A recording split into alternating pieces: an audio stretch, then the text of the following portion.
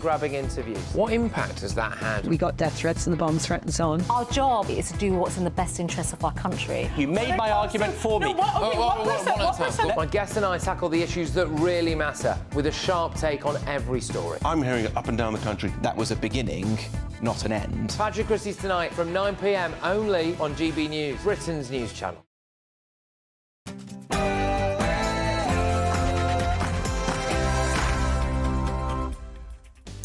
A very good afternoon to you and a happy Monday. It's 3 p.m.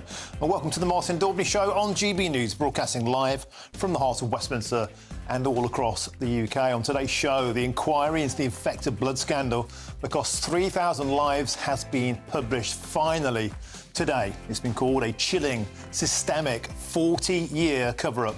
On today's show, I'll speak to campaigners, victims and their family members. Plus, later in the show, we'll hear from the Prime Minister, Rishi Sunak, who's expected to apologise.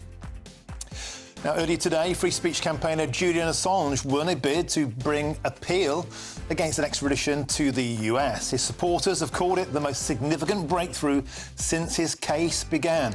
We'll have all the latest from the High Court.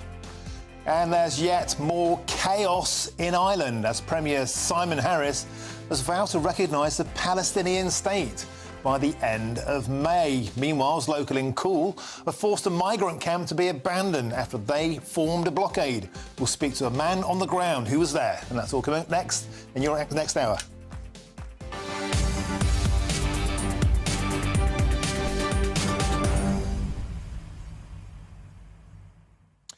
Welcome to the show. Always a delight to have your company. 40 years in the making, delay after delay, a systemic cover-up, failures by the civil service, failures by the NHS, potentially its biggest ever scandal. Today was a momentous and emotional victory for those who've put so much energy and efforts into their campaigning work to see justice for those of the infected blood scandal. I'll be joined by campaigners, those infected themselves, and also those who lost family members. How did this happen? How can we make sure it never happens again? And will those people be compensated adequately? Of course, some have passed away, and some of those who assisted with the cover-up will now never face justice, as they have also died. A huge talking point and lots of fun in the show too. We're crossing to Ireland to hook up with some campaigners who just stopped a migrant camp from going ahead. Real inspiring act of people power. Get in touch the usual ways. gbnews.com/your say. But before all of that, it's time for your latest news headlines, and it's Tatiana Sanchez.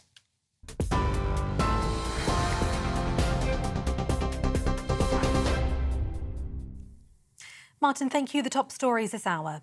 The infected blood inquiry has found there was a deliberate destruction of documents by government officials, and the scandal could have largely been avoided. The final report documented a catalogue of failures which had catastrophic consequences, with patients knowingly exposed to unacceptable risks of infection. More than 30,000 people were infected with HIV and hepatitis C between 1970 and the early 90s by contaminated blood products and transfusions.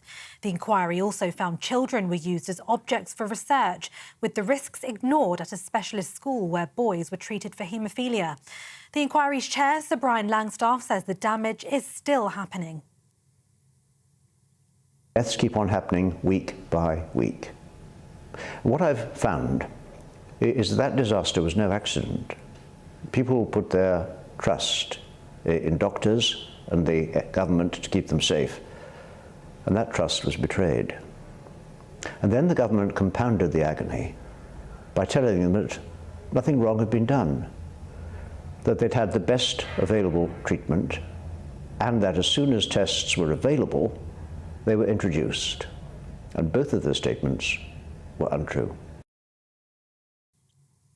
Victims say they've been waiting decades to be heard.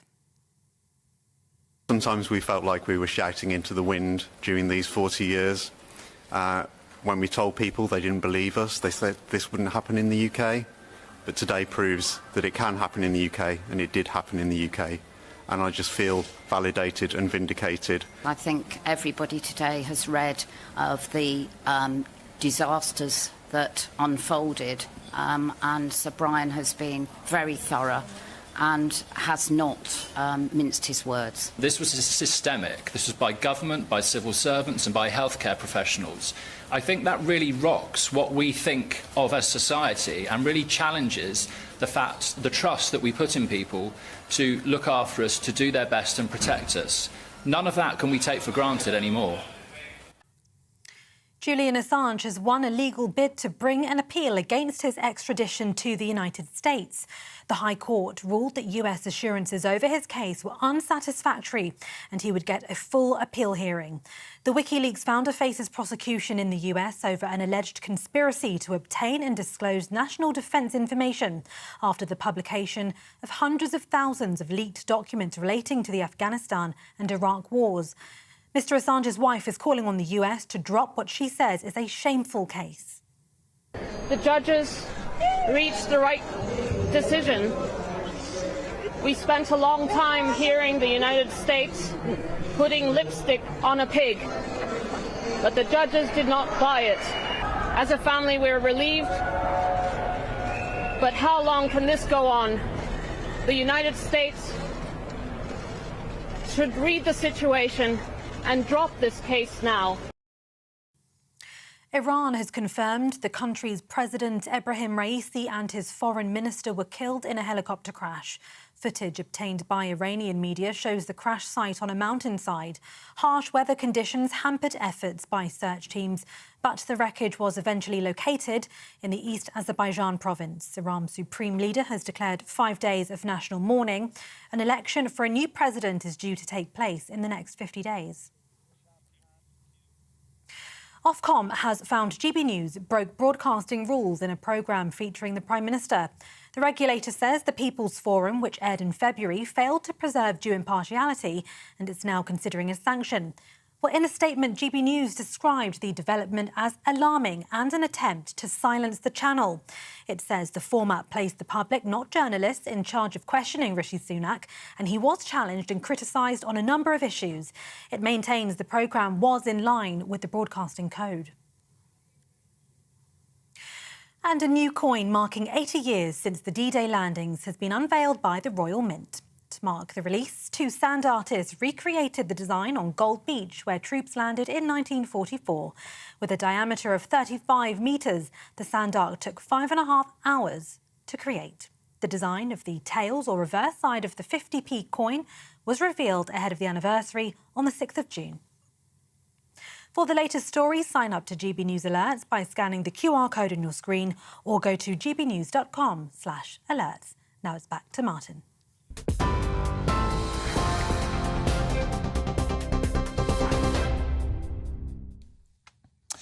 Thank you, Tatiana. Now, there really is only one big story to discuss today, and it's absolutely huge. The inquiry into the biggest treatment disaster in the NHS's history has concluded that the infected blood scandal could largely have been avoided. It was also found that there was a pervasive cover-up to hide the truth.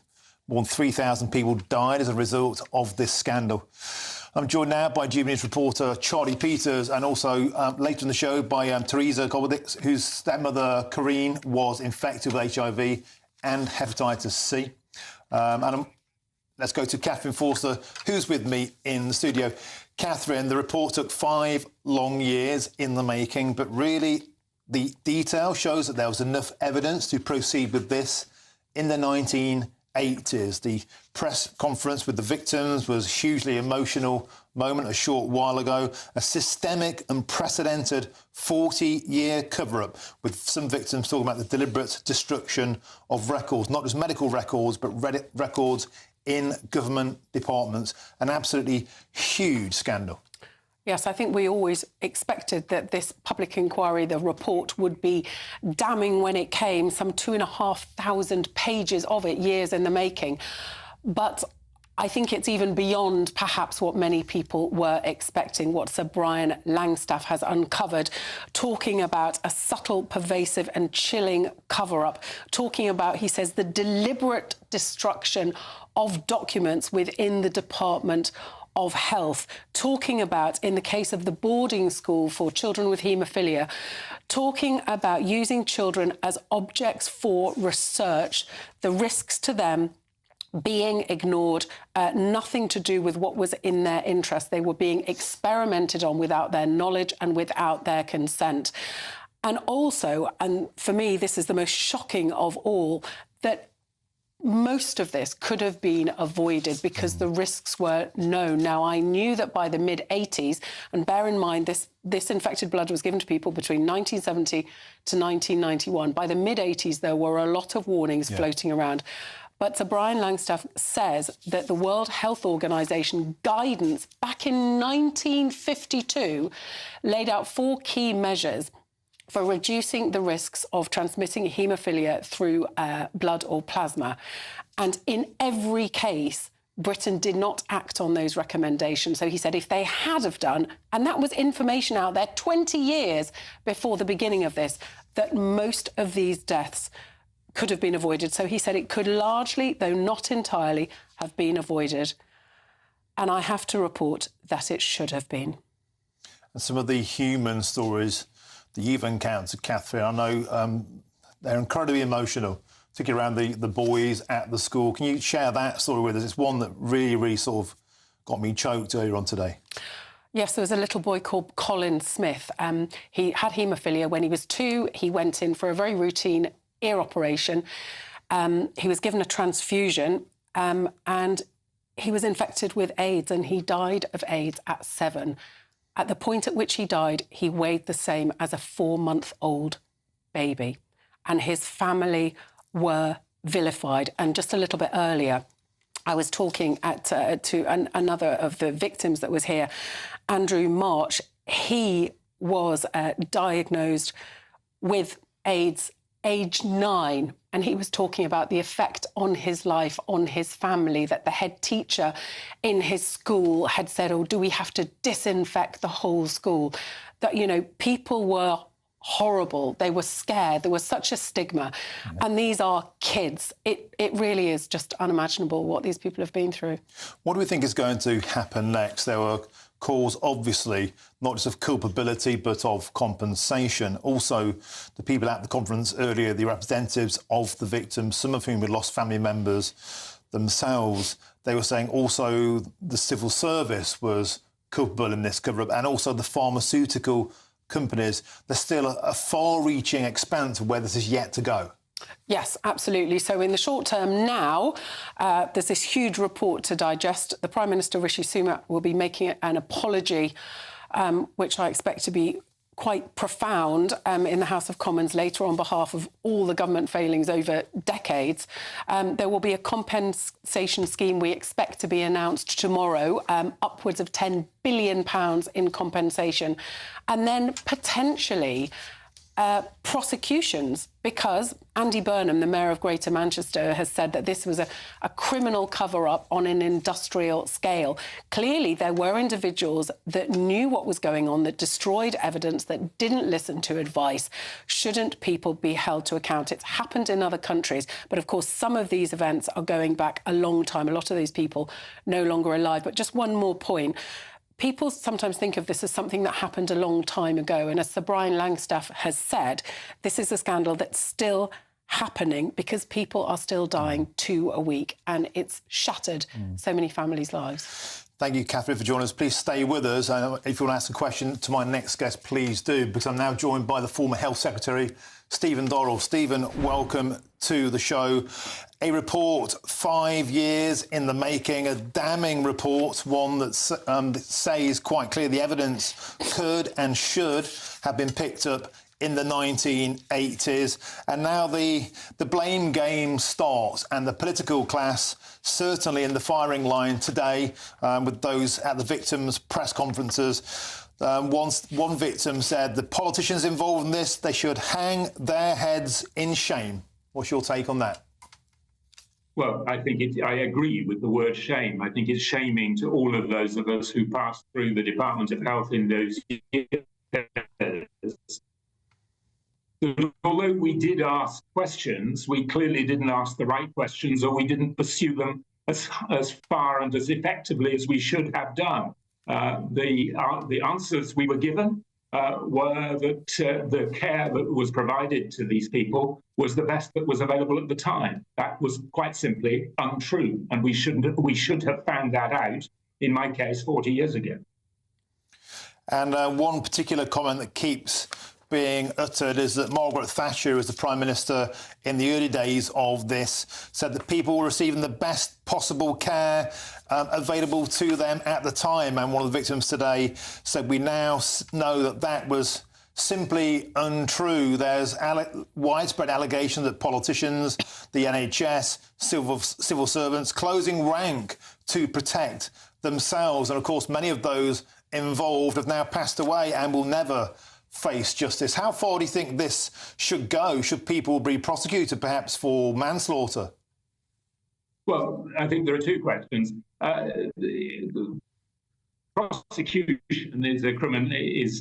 takes place under the criminal law, and if it can be shown on the basis of evidence that individuals were guilty of deliberate criminal acts or of criminal negligence, that's a matter for the prosecution authorities. I think the policy question is, why is it that in our country we so often find ourselves looking back and finding that things should have happened differently, and it takes far too long for evidence to come to light to see where the mistakes were made and what was done wrong? The French Prime Minister 20 years ago was under pressure on infected blood in France. Why does it take 20 years longer in this country than it does in France?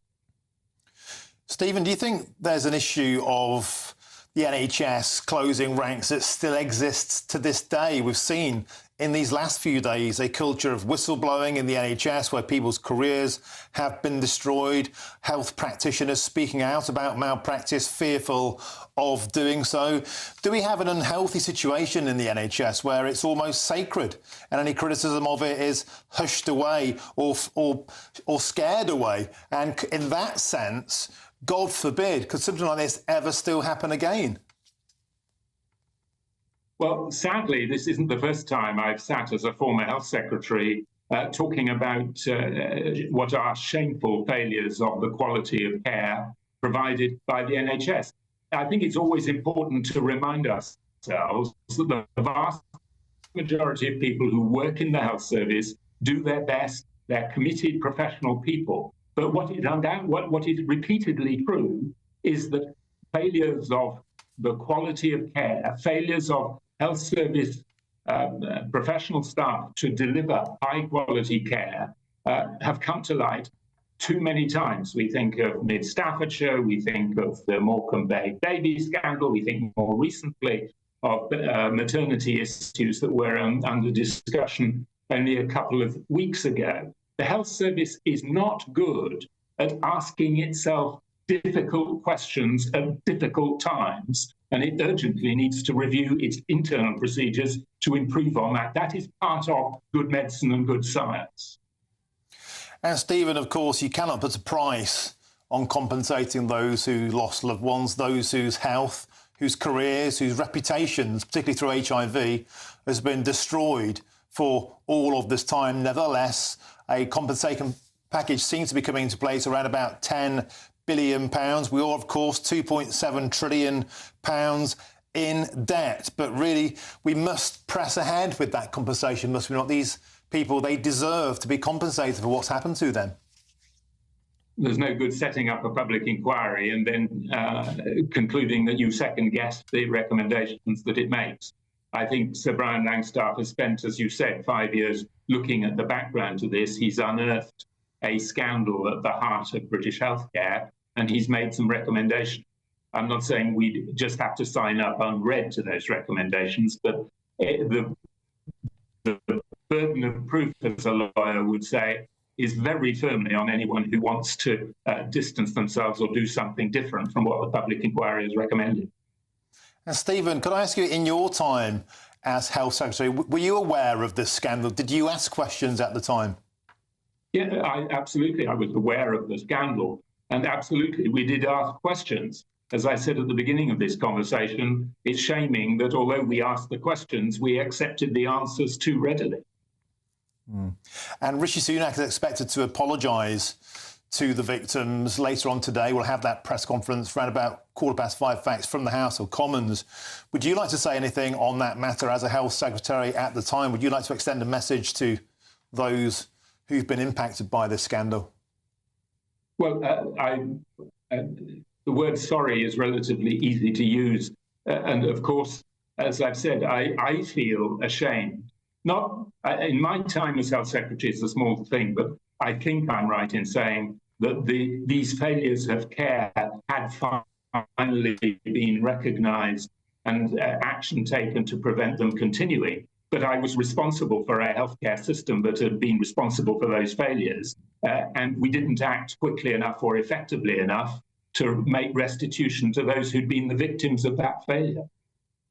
Stephen Dorrell, former Health Secretary, thank you very much for joining us on the show today on this Totemic Day, and thank you for being frank and honest with us. Appreciate that.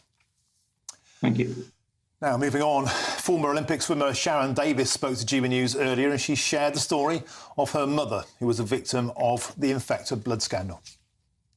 Being brought in from America, primarily from prisons, from people that were drug addicts, and given to people here in the UK, often without any of their knowledge.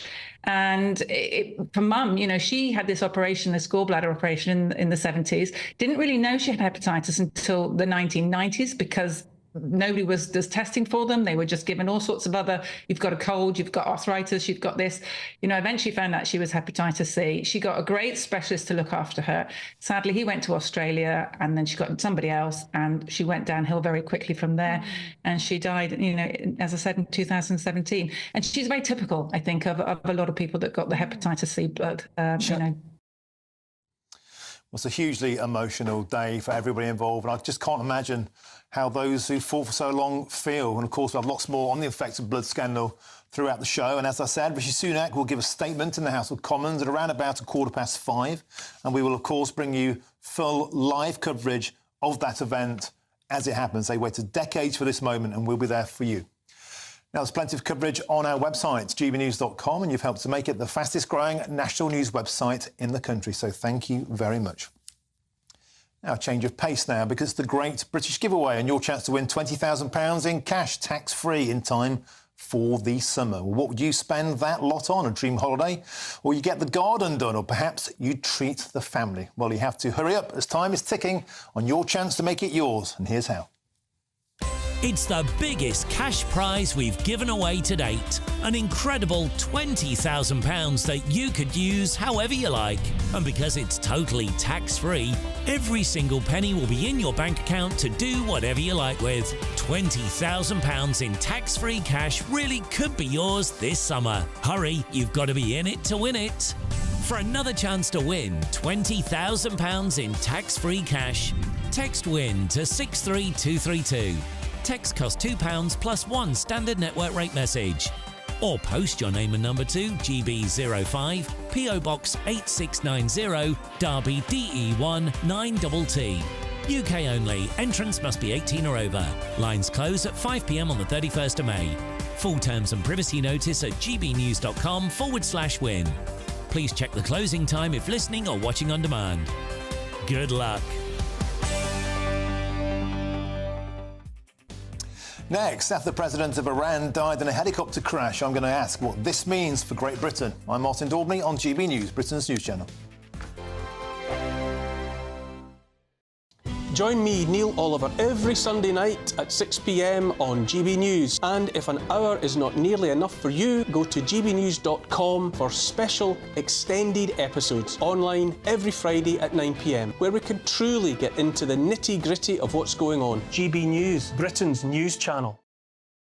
Every Saturday, 10 till 12, we'll bring you all of the news that you need to know. We'll also remind you that there is so much to smile about. It's my favourite time of the week. I get to relax, enjoy some light-hearted stories, and let Ellie teach me about fashion too. That's Saturday Morning Live, every Saturday, 10 till 12. Only on GB News, Britain's news channel. Sir Jacob Rees-Mogg's State of the Nation, Monday to Thursday from 8 p.m. This is not the time for Panglossian spin. Last week's election results were a thumping defeat for the Tories and a warning of what is likely to follow at a general election. Although Labour under Keir Starmer is not as popular as New Labour under Blair, the electorate is wary of a Conservative Party that has no vision. All they seem to offer is an arguably competent management of the status quo, which the Labour Party seeks to mimic. Yet the status quo is not good enough. Public services are not of a satisfactory standard at the moment. HMRC cannot be bothered to answer the telephone and sets response targets that it doesn't meet. Minor motoring infringements lead to driving bans. Unnecessary checks on safe food from the EU will push up prices and stop some goods coming in. The government seems set on managing for the concerns of the manager, not for the voters. This needs to change. The little inconveniences of life must be removed, and officialdom must work for the citizen, not the other way round. Legal migration needs to be reduced further as it harms the standard of living of the poorest the most. It can be brought down by ministerial action and does not need primary legislation.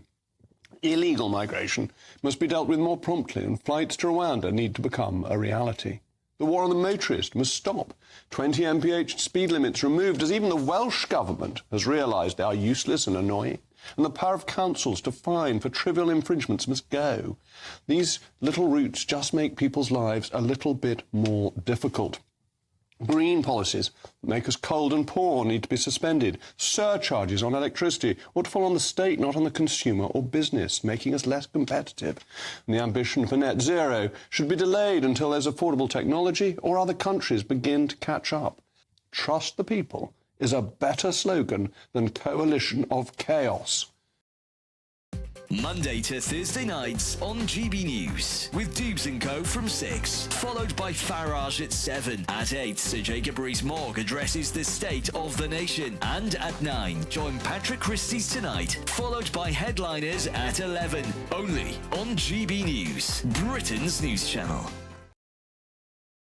2024, a battleground year. The year the nation decides. As the parties gear up their campaigns for the next general election. Who will be left standing when the British people make one of the biggest decisions of their lives? Who will rise? And who will fall? Let's find out together. For every moment, the highs, the lows, the twists and turns. We'll be with you for every step of this journey. In 2024, GB News is Britain's election channel.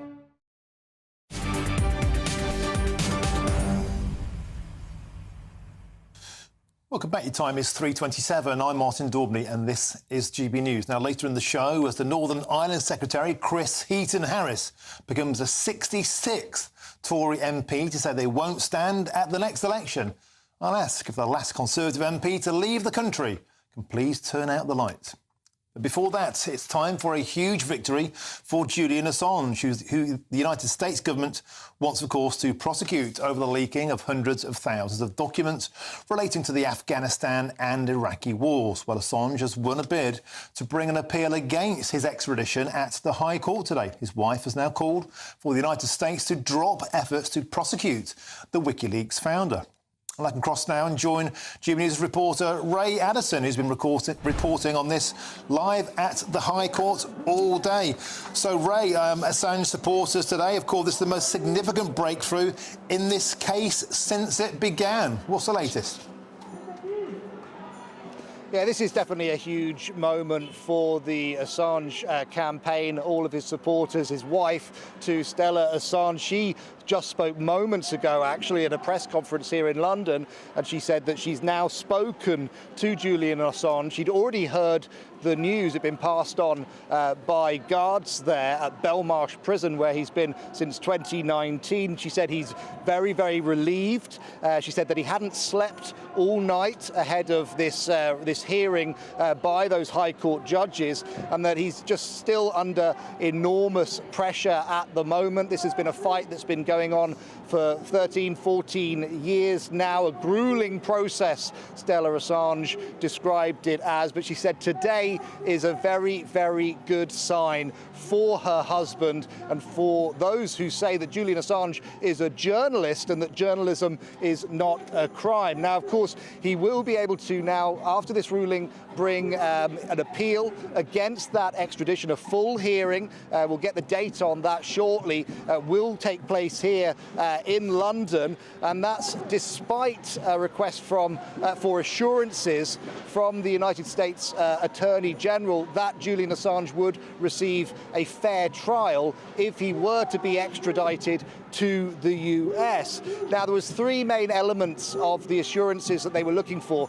Firstly, that he would not receive the death penalty. Secondly, that he'd be able to rely upon the First Amendment, the right to freedom of speech as part of his defence. And thirdly, that he wouldn't be discriminated against because he's not a US citizen. Now, the US Attorney General had replied confirming he wouldn't face the death penalty, but also said that all he could do would seek, that Julian Assange could seek to rely upon the First Amendment, but ultimately, because of that separation between the government and the courts, it would be very much up to whoever was the judge in any future trial to decide whether Julian Assange could use that as a defence. So the judges here at the High Court saying that they threw out the concerns from the Assange camp about the death penalty being used. They seem to have been assured of that. However, they were not assured that he would receive a fair trial on the grounds of freedom of speech and his nationality. And so those were the two main grounds that were the key and instrumental in allowing this further appeal to now go ahead. As you were saying, of course, this has been going on for 14 years. Julian Assange accused through WikiLeaks of releasing hundreds of thousands of classified military documents. But if they take him to America, he faces up to 175 years in prison. Now, just after the hearing, the ruling was handed down, huge cheers from his supporters here, and then Stella Assange spoke on the steps of the Royal Courts of Justice. This is what she had to say. The judges reached the right decision. We spent a long time hearing the United States putting lipstick on a pig, but the judges did not buy it. The United States should read the situation and drop this case now. Now is the moment to do it.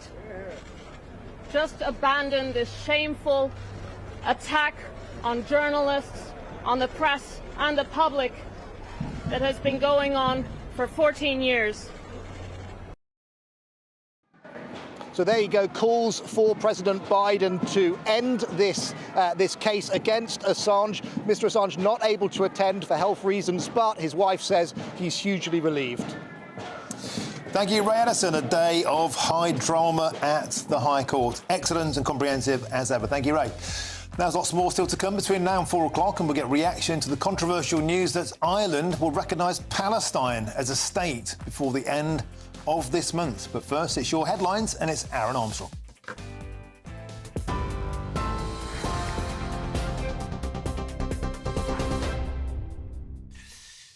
It's 3:32. Very good afternoon to you. I'm Aaron Armstrong in the GB newsroom.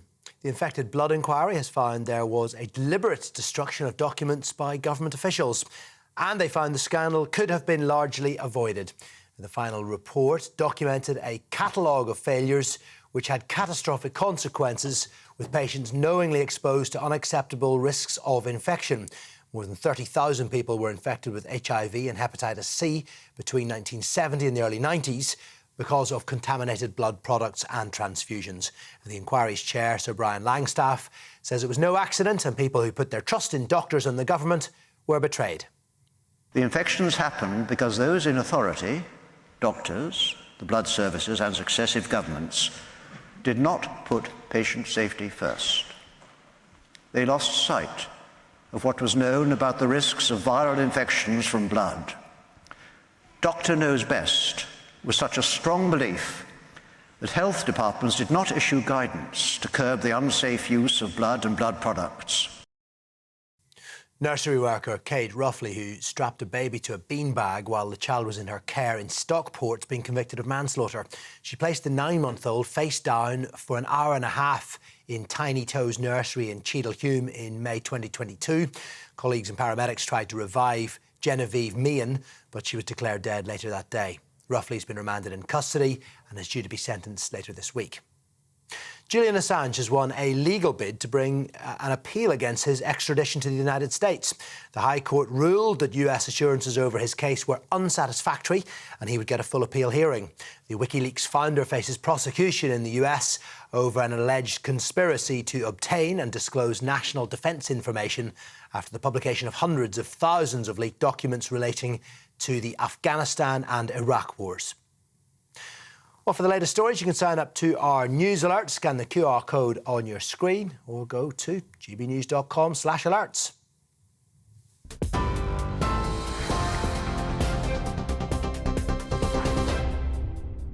Cheers Britannia Wine Club proudly sponsors the GB News Financial Report. Quick look at the markets today. The pound buys you $1.2708 and €1.1693. The price of gold, £1,902.77 per ounce, and the FTSE 100 is at 8,431 points.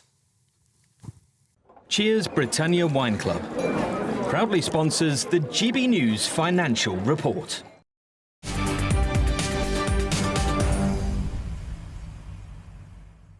Now, loads more still to come in a few minutes. I'll talk about the latest big controversy to hit the Republic of Ireland. And what a surprise. Once again, it involves Palestine. But first, there's a new way to get in touch with us here at GB News. And here's Bev Turner with all of the details.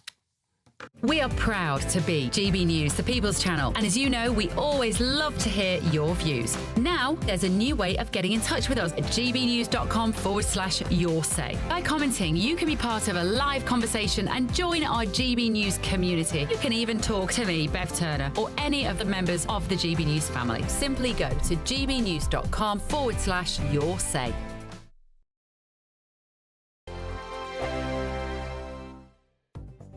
The latest GB News travel.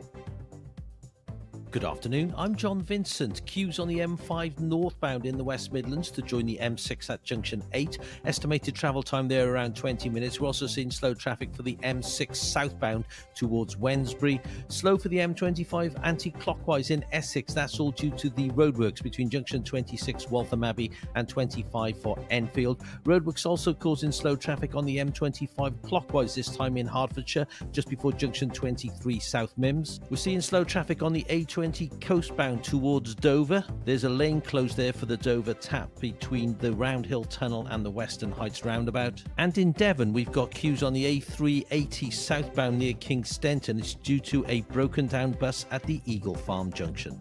And that's the latest traffic and travel news. You can stay up to date throughout the day by visiting our website, gbnews.com. Patrick Christie's Tonight, weekdays from 9 p.m. More than 21,000 asylum seekers have gone missing in Britain over the past 5 years. The real number, by the way, will be much, much higher. The fact is, they've legged it. They're on the run and they're out committing goodness only knows what kind of crimes.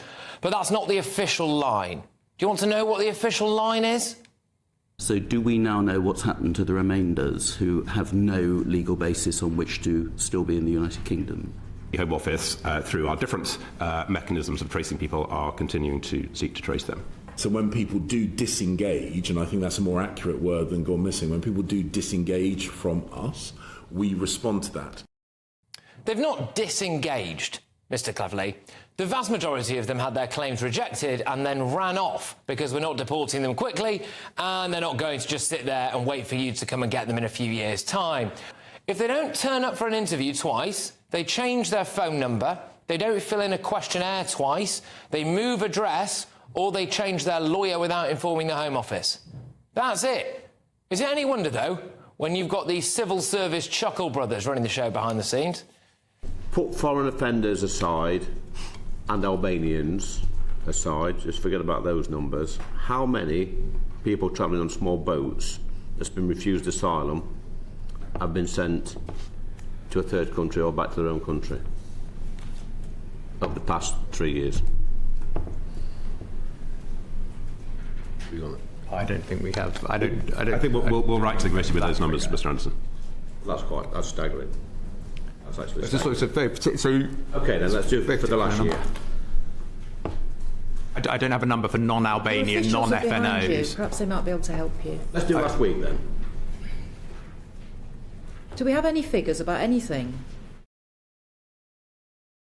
We're GB News, and we come from a proud tradition of British journalism. That's why I'm so excited to be here. It's something so new. The first news channel to be launched in Britain in over 30 years. Launched to represent the views of the British people. To go where other broadcasters refuse to go. How did you find out about the story in the first place? Launched with one aim. To be the fearless champion of Britain. It's an absolutely fantastic atmosphere here. This is GB News. GB News, Britain's news channel.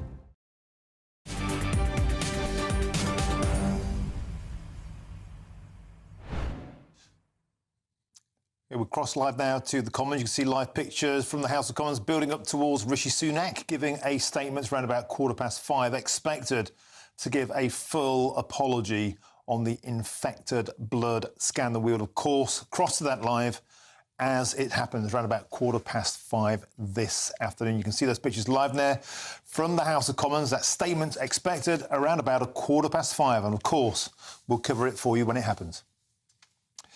Now, moving on now, we've talked about the Republic of Ireland a lot on this show in recent weeks, and now there's fresh controversy over in the Sceptred Isle, because Ireland's Premier Simon Harris has said that they will recognise Palestine as a state before the end of this month. Now, Harris spoke to the Israeli President Isaac Herzog on Friday, and he set out Ireland's desire to see an immediate ceasefire in Gaza, as well as urgent and unhindered access for humanitarian aid. Well, joining me now to discuss this is the founder of Liberal IE, and that's Leo Sherlock. Leo, welcome to the show.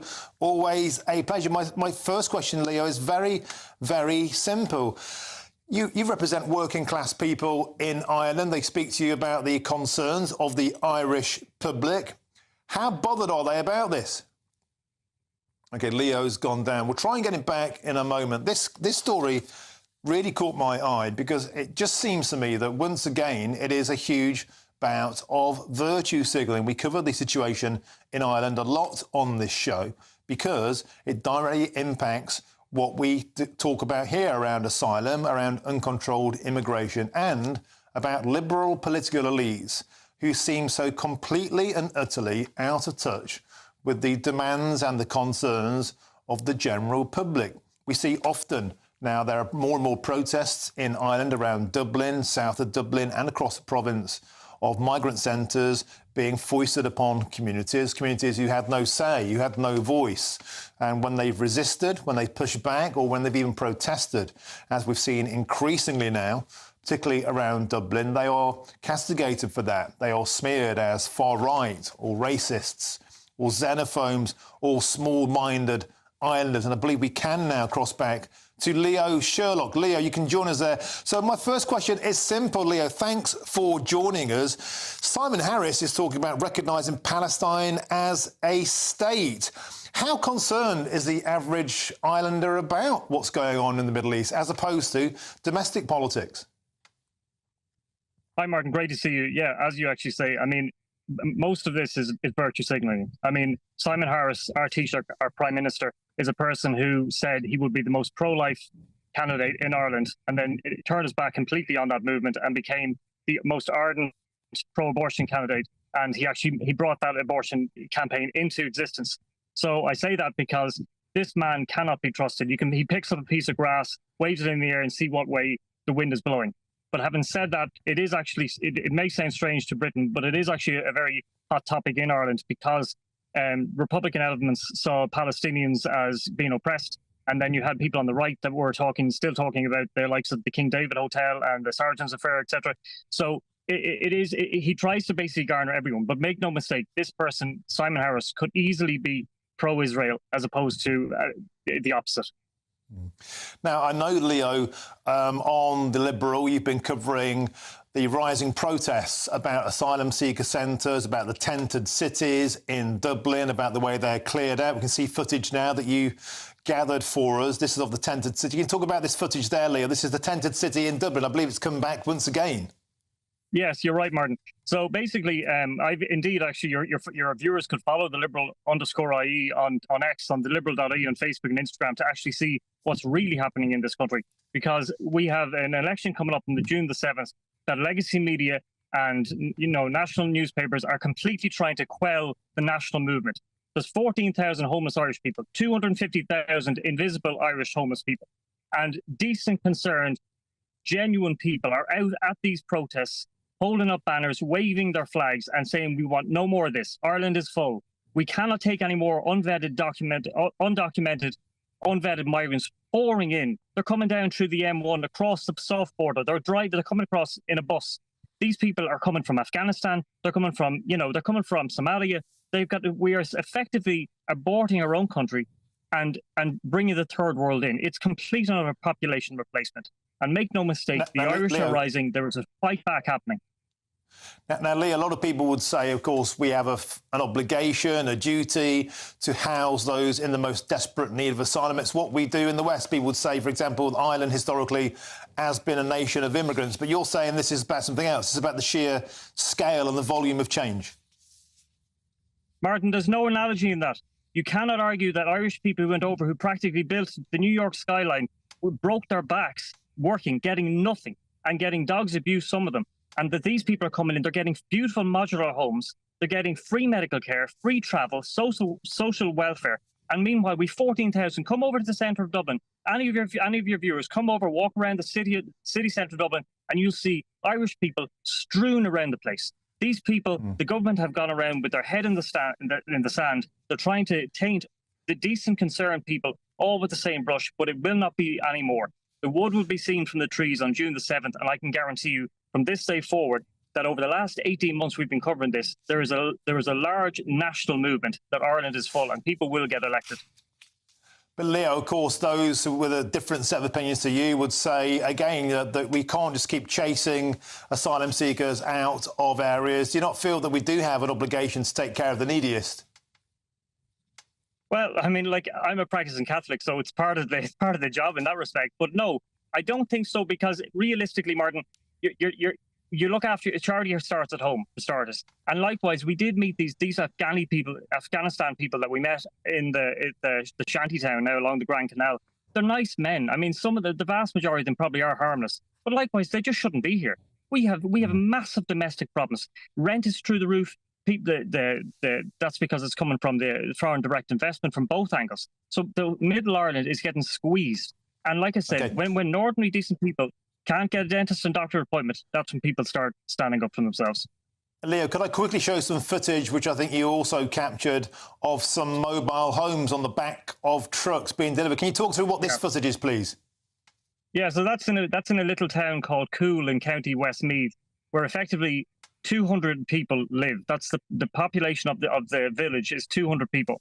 And the other night, I think it was on Wednesday or Thursday night, at about 4 a.m., 18 40-foot trucks arrived with beautiful brand new modular homes on the back of them. These homes weren't to be given to Irish homeless people. They weren't to be given to Irish needy. These homes were pure and simple for migrants, people who are coming into this country that have got realistically no connection to Ireland. The fabric of Irish society is getting completely decimated daily. But like I say, there is a fight back. And there, Martin, in that place in Coole, County Westmeath, the fight back started. They're arguing that there was a planning permission problem, but realistically, there was massive uproar locally, and it became a national story. And that's effectively why they ended up leaving. OK, Leo Sunak, I'm afraid we simply have to leave it there. Of course, again, sending those containers away, you could say that's what Just Stop Oil do again. But Leo Sunak, thanks for joining us on the show. Always a delight. Now, still to come, more reaction to the damning report into the infected blood scandal, which found that the deaths of around 3,000 people could largely have been avoided. I'm Martin Daubney on GB News, Britain's news channel. Afternoon, welcome to your latest weather update from the Met Office here on GB News. For many, staying fine through the rest of the stuff today, but there are one or two showers breaking out and a few thunderstorms across Northern Ireland. We're surrounded by weather systems and we're kind of in a weather no man's land, which means the winds are light, which means the cloud isn't shifting too much over parts of southern Scotland, northern England, and the showers are fairly slow moving over the west of Northern Ireland. Some rumbles of thunder here, could drop a lot of rain in a short space of time. There is a Met Office warning in place.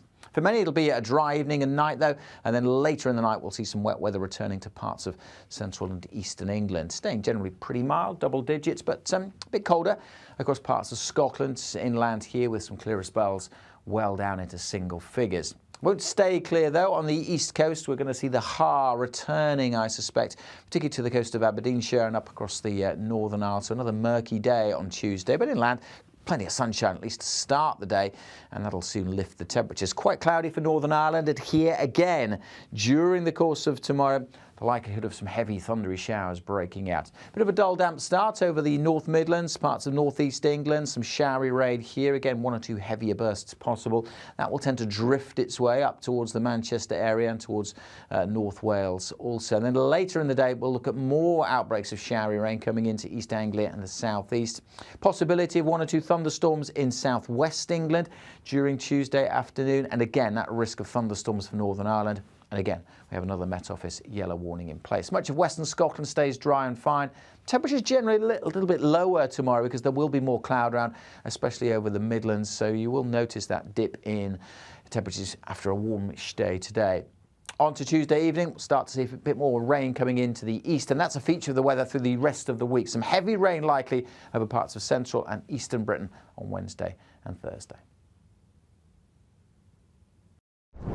I'm Christopher Hope. And I'm Gloria Di Piero, bringing you PMQ's live here on GB News. Whenever Parliament is in session on a Wednesday at midday, we'll bring you live coverage of Prime Minister's questions. We'll be asking our viewers and listeners to submit the questions that they would like to put to the Prime Minister, and we'll put that to our panel of top politicians in our Westminster studio. That's PMQ's live here on GB News, Britain's election channel.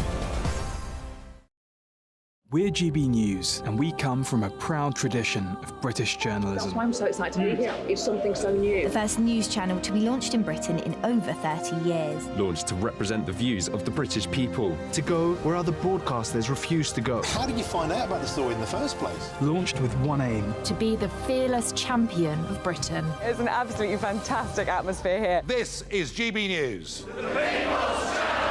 GB News, Britain's news channel.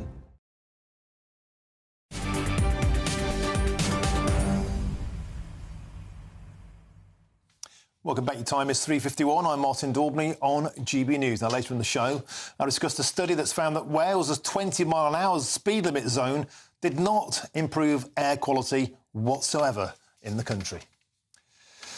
Now, there could have been less deaths from the infected blood scandal if the UK had followed advice from the World Health Organization, and that's according to the chair of the inquiry, Sir Brian Longstaff. Between 1970 and 1991, thousands of people were infected with deadly viruses such as hepatitis C and HIV when receiving blood transfusions. Well, joining me now is Kate Burt, who's the Chief Executive of the Hemophilia Society. Kate, welcome to the show. A hugely significant day, one that campaigners have waited many, many years for. Can I first get your reaction to this historic report finally being delivered? Well, you're absolutely right. We've been waiting for decades since this scandal started to emerge for this report to come out, and in that time over 3,000 people have died from the infections given to them through their NHS treatment and contaminated blood. And as you said, the UK ignored warnings from the World Health Organizations not to create blood products from plasma pools of more than 20 people.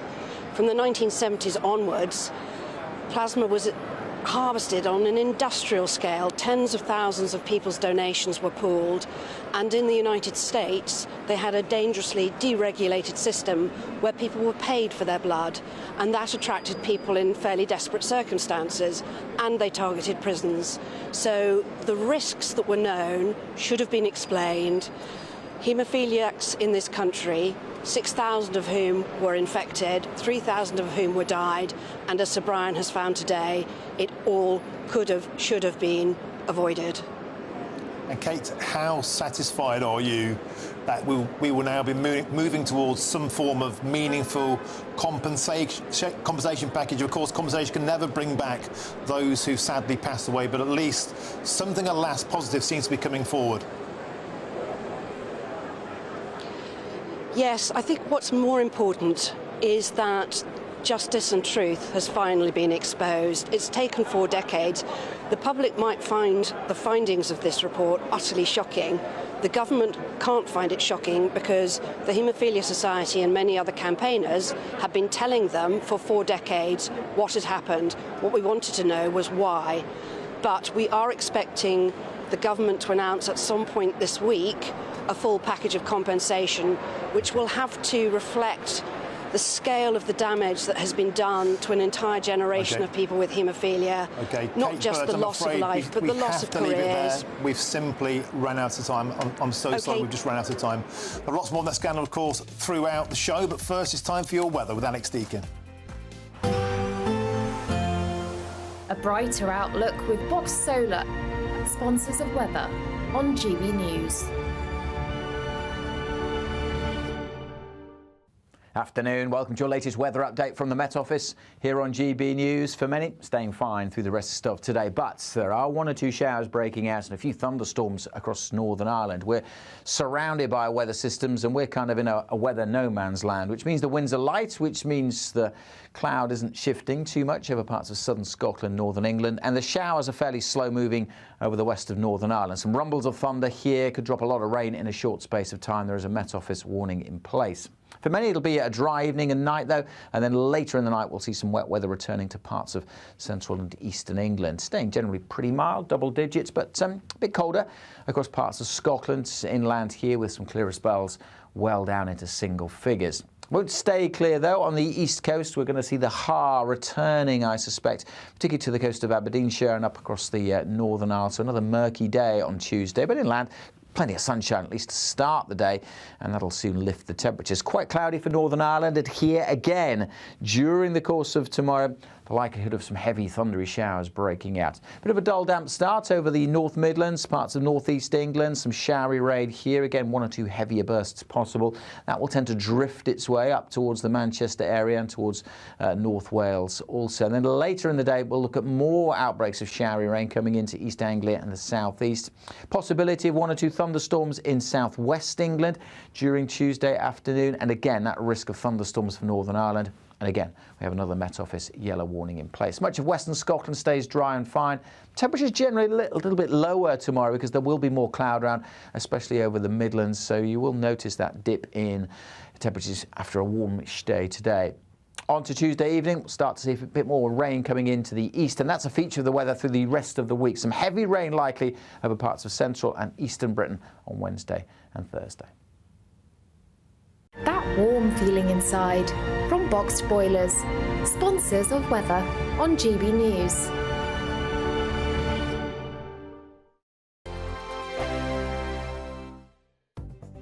The latest GB News travel. Good afternoon, I'm John Vincent in Aberdeenshire. The A90 in the Toll of Burness partially blocked due to an accident at the intersection with the A952. Slow traffic on the M8 eastbound in Glasgow. It's all due to the roadworks approaching the Woodside Viaduct between Junction 20 West Street and 18 Charing Cross. Slow for the M5 northbound in the West Midlands, joining Junction 8 of the M6. Estimated travel time around 20 minutes. Slow traffic on the M25 anti-clockwise in Essex. It's all due to an earlier broken down lorry at junction 31 for Lakeside. And on the clockwise M25 in Essex, we're seeing delays between junction 27 for the M11 and 26 the Brook Street roundabout. And slow traffic on the A20 coastbound in Dover up towards the Western Heights roundabout. And that's the latest traffic and travel news. You can stay up to date throughout the day by visiting our website gbnews.com. The next Great British Giveaway winner could be you, with a massive £20,000 in tax-free cash to be won. Imagine how you'd react getting that winning call from us. Oh my God, are you joking? Not lying, I never won a penny in my life. I don't know what to say. Do you know what? I've never won anything like this in my life. Oh my God. Oh God. Oh, it shocked me. This is amazing. For another chance to win £20,000 in tax-free cash, text PRIZE to 63232. Text costs £2 plus 1 standard network rate message. Or post your name and number to GB05 PO Box 8690 Derby DE1 9TT. UK only. Entrance must be 18 or over. Lines close at 5 p.m. on the 31st of May. Full terms and privacy notice at gbnews.com/win. Please check the closing time if listening or watching on demand. Good luck. Join me, Camilla Tominey, every Sunday at 9:30 when I'll be interviewing the key players in British politics and taking them to task. This report basically says that he's not fit to stand trial. With an upcoming election looming over Westminster, now is the time for clear, honest answers. I agree. And that's precisely what I'll get. Is he indecisive?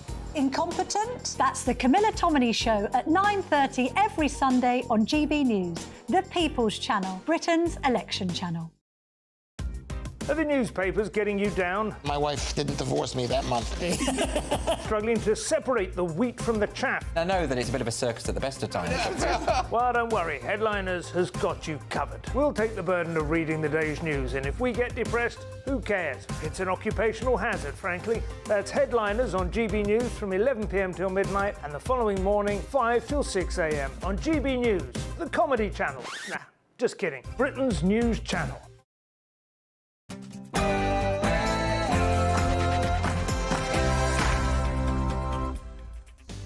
A very good afternoon to you and a happy Monday. It's 4 p.m. Welcome to the Martin Daubney Show on GB News, broadcasting live from the heart of Westminster all across the UK. On today's show, the inquiry into the infected blood scandal that cost 3,000 lives has finally been published today. It's been called a chilling, systemic 40-year cover-up. And on today's show, I'll speak to campaigners, victims and their family members. Plus, later in the show, we'll hear from the Prime Minister, Rishi Sunak, around about 5:15, is expected to give a full apology. Next up, the Iranian president has died in a helicopter crash. Ebrahim Raisi was a hardline Islamist responsible for the deaths of thousands of his political opponents. What does his death mean for peace and in the Middle East, and also for the United Kingdom? And a new report has sensationally claimed that Wales's controversial blanket 20-mile-an-hour speed limit made negligible differences to air quality. I'll be asking a Senedd Shadow Transport Minister on motorists once again, a cash cow that's being milked dry.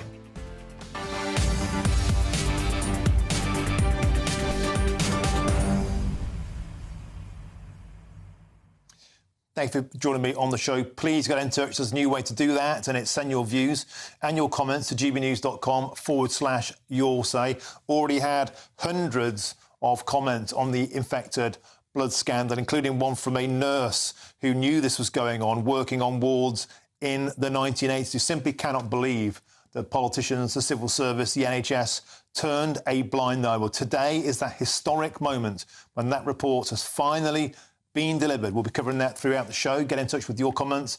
As ever, before all of that, it's your headlines with Aaron Armstrong.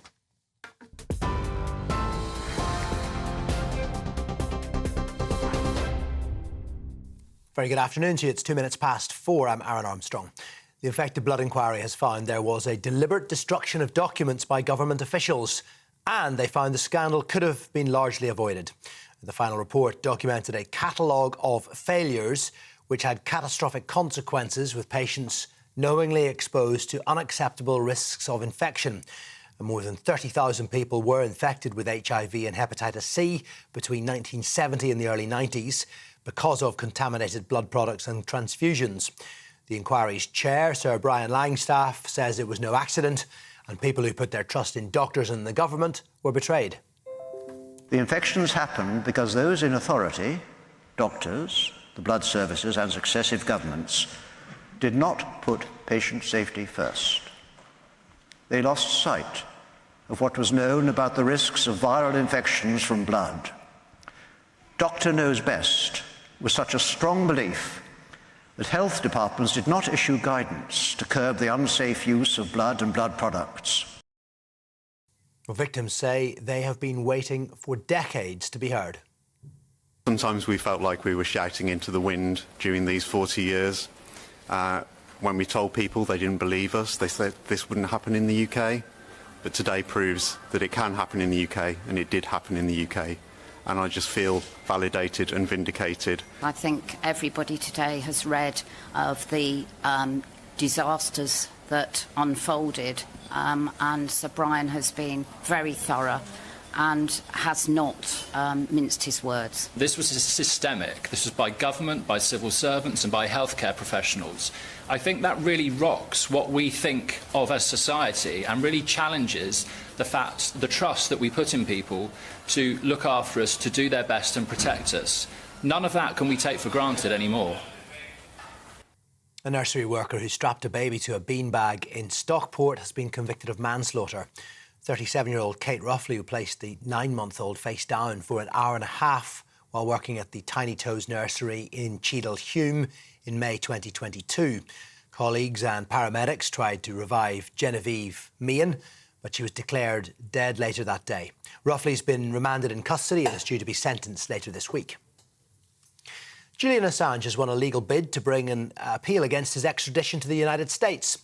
The High Court ruled that US assurances over his case were unsatisfactory and he would get a full appeal hearing.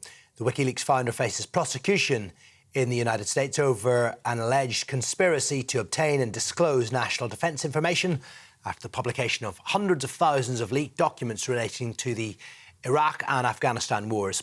Mr Assange's wife is calling on the US to drop what she says is a shameful case. I think the decision today should send a signal to the Biden administration to look very carefully at this case, which over 40 US law professors have written to the administration and said that this case is an existential threat to the First Amendment, and that should be taken very seriously. And what is the point in pursuing this at this stage? It is just harm to everyone. Iran has confirmed the country's president, Ibrahim Raisi, and his foreign minister were killed in a helicopter crash. Footage obtained by Iranian media shows the crash site on a mountainside. Harsh weather conditions hampered efforts by search teams, but the wreckage was eventually located in the East Azerbaijan province. Iran's supreme leaders declared 5 days of national mourning. An election for a new president is due to take place in the next 50 days. Ofcom's found GB News broke broadcasting rules in a programme featuring the Prime Minister. The regulator says the People's Forum, which aired in February, failed to preserve due impartiality and it's now considering a sanction. In a statement, GB News described the development as alarming and an attempt to silence the channel. It says the format placed the public, not journalists, in charge of questioning Rishi Sunak, and he was challenged and criticised on a number of issues. It maintains the programme was in line with the Broadcasting Code. A new coin marking 80 years since the D-Day landings has been unveiled by the Royal Mint. To mark the release, 2 sand artists recreated the design on Gold Beach, where troops landed in 1944. With a diameter of 35 metres, the sand art took 5.5 hours to create. The design of the tails, or reverse side of the 50p coin, was revealed ahead of the anniversary on June the 6th. Well, for the latest, you can sign up to our alerts. The QR code's on your screen. The details are also on our website. Now it's back to Martin.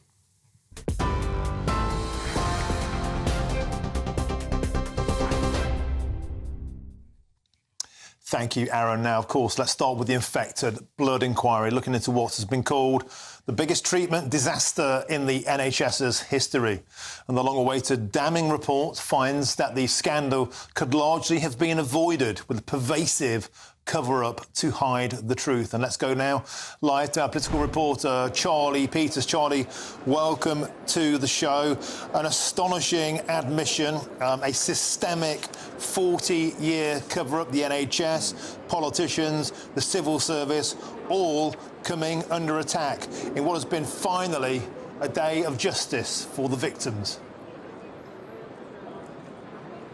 That's right, Martin, but justice delayed is justice denied, and that's the perspective from many of the campaigners and survivors of this scandal here today.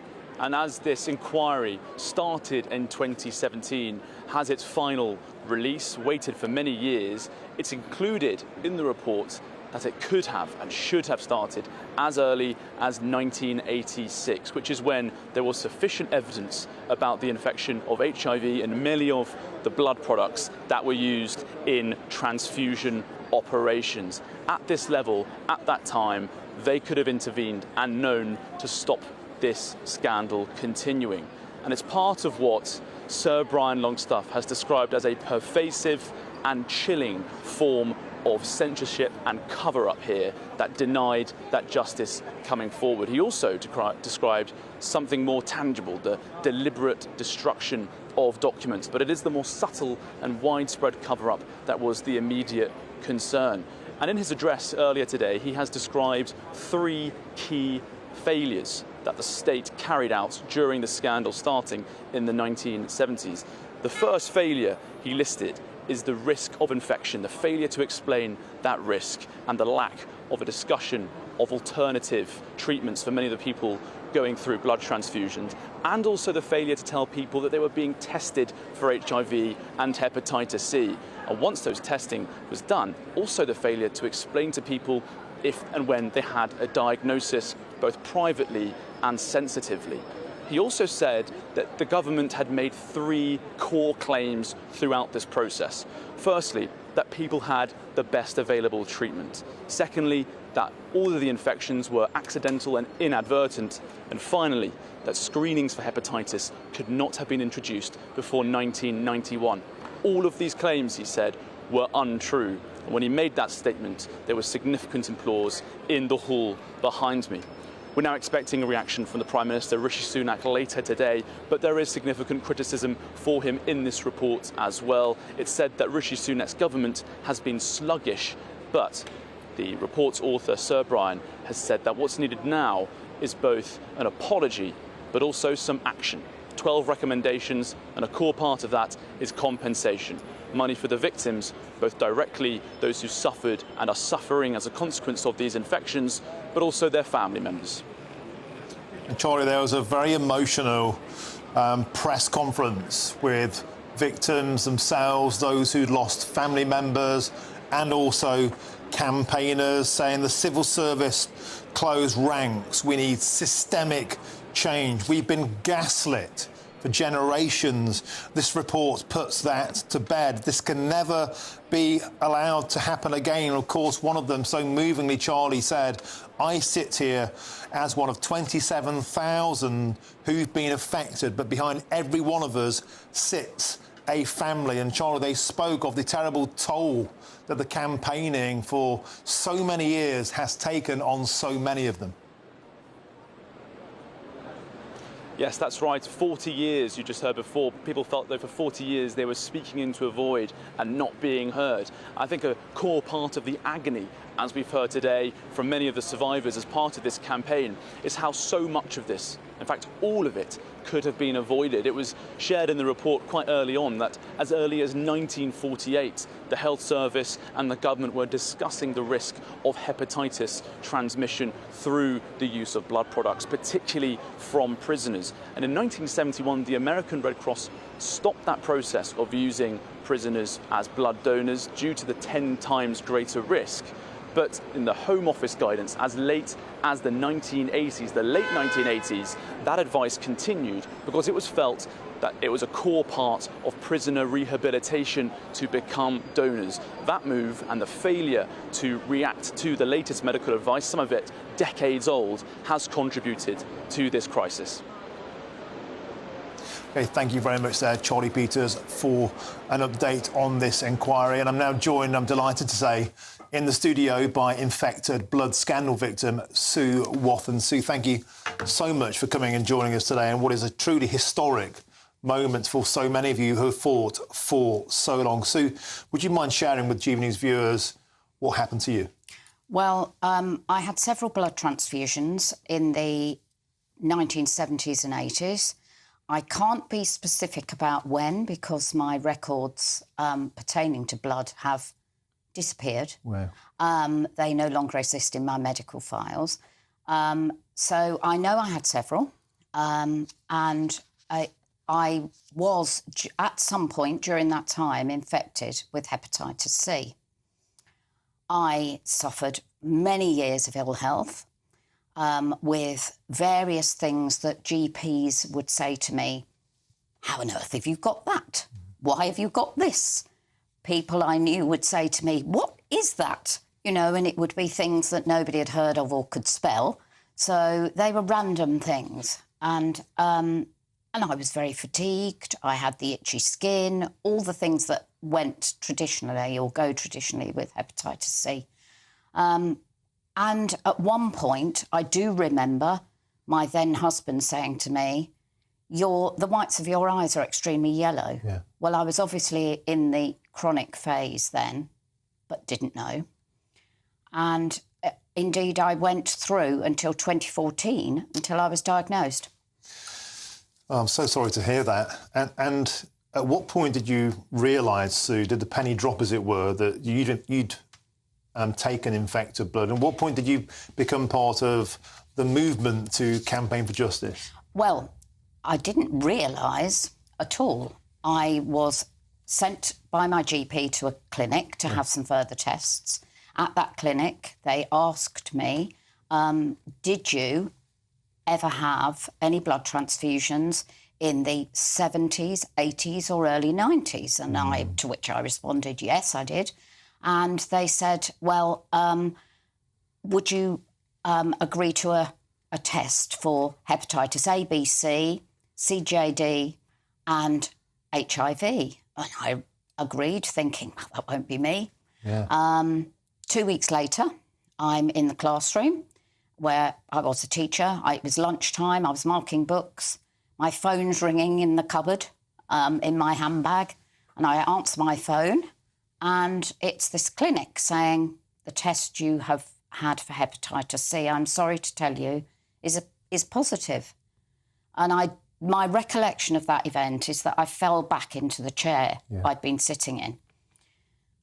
And I just thought, what is it? What is hepatitis C? I don't know anything about it. How long at this point, Sue, had you been living with this? 30 years. Over 30 years, probably. 30 years of just feeling continually drained and poorly? Yes, and ill. And one of my friends described me as sickly, which it did sum me up, really. I was very unwell. And then, Sue, when the realisation dawned upon you that this was part of something broader, what happened next? I think it was quite a while before one of my sons said to me, what you have to do now, Mum, is you need to be proactive. Yeah. You've fought for other people. You need to fight for you now. And he said, go to the Hep C Trust's patient conference, which was in 2014. It was at the GMC. And I went there. And it was a revelation to me that there were other people like me. And then you joined forces, and that culminated, Sue, in today's inquiry. 40 years in the making, a systemic failure, a catalogue of errors, the worst treatment disaster in the NHS's history. Does today, Sue, allow you some form of just feeling that justice has been done? Oh, I do. I think one of the saddest things is that I'm here now representing one of 27,000 blood transfusion victims. That's not counting those who were treated with factor VIII. And sadly, some of those were children and have passed away. But of those 27,000 victims, all of those had a family. Yeah. So the impact of this is so much wider. And today, Sir Brian's words that this was not an accident. It was incompetence. It was a disgraceful disregard of even the practices that were in place at the time. Wow, Sue, what can you say? It's just incredibly emotional. How are you guys feeling as a unit, as a bunch of campaigners? You must have become very, very close during this. It's just happened. How are you feeling? During the 6 years that I've been following the inquiry, coming up to London to the inquiry, I've made some very good friends, and we call each other ourselves as a group blood friends, and we will be friends for life. Yeah. But that today has brought. I don't know that closure's ever the word, because you can never give someone a life back that they've lost. You can never give them the opportunities again that they haven't had, or as in my case, I do believe that my first marriage did not last because I was so ill all the time and unpredictably ill. And so for some people, there will never be closure. And I think what will help is if there is an apology where they say what they're saying sorry for, not just empty words. Well, Sue Wathan, thank you so much for joining us and sharing your story. You're an inspiration to many, and the Prime Minister is talking at 5:15. So let's see if he will issue that frank apology, which you feel you so greatly deserve. Thank you for sharing your story with us. Amazing. Thank you. And lots more on the infected blood scandal throughout the show, of course. And Rishi Sunak will give that statement in the House of Commons at around about 5:15. And, of course, we'll bring that to you live as it happens. And there'll be plenty of coverage on the infected blood scandal on our website, gbnews.com. And you've helped to make it the fastest-growing national news website in the country. So thank you very much. Now a change of pace now, because it's time for our giveaway. And it's the biggest cash prize that we've ever given, £20,000, and you can spend it however you like. It's totally tax-free, so you get to see every single last penny of it. But you have to hurry and get your entry in as time is ticking away for your chance to win. Here's how you could win the lot. The next Great British Giveaway winner could be you, with a massive £20,000 in tax-free cash to be won. Imagine how you'd react getting that winning call from us. Oh my God, are you joking? Not a line, I never won a penny in my life. I don't know what to say. Do you know what? I've never won anything like this in my life. Oh my God. Oh God. Oh, it shocks me. This is amazing. For another chance to win £20,000 in tax-free cash, text WIN to 63232. Text costs £2 plus one standard network rate message. Or post your name and number to GB05, PO Box 8690, Derby DE1 9TT. UK only. Entrance must be 18 or over. Lines close at 5 p.m. on the 31st of May. Full terms and privacy notice at gbnews.com/win. Please check the closing time if listening or watching on demand. Good luck. Now, next, after the president of Iran died in a helicopter crash, I'm going to ask what this means for Great Britain. I'm Martin Daubney on GB News, Britain's news channel.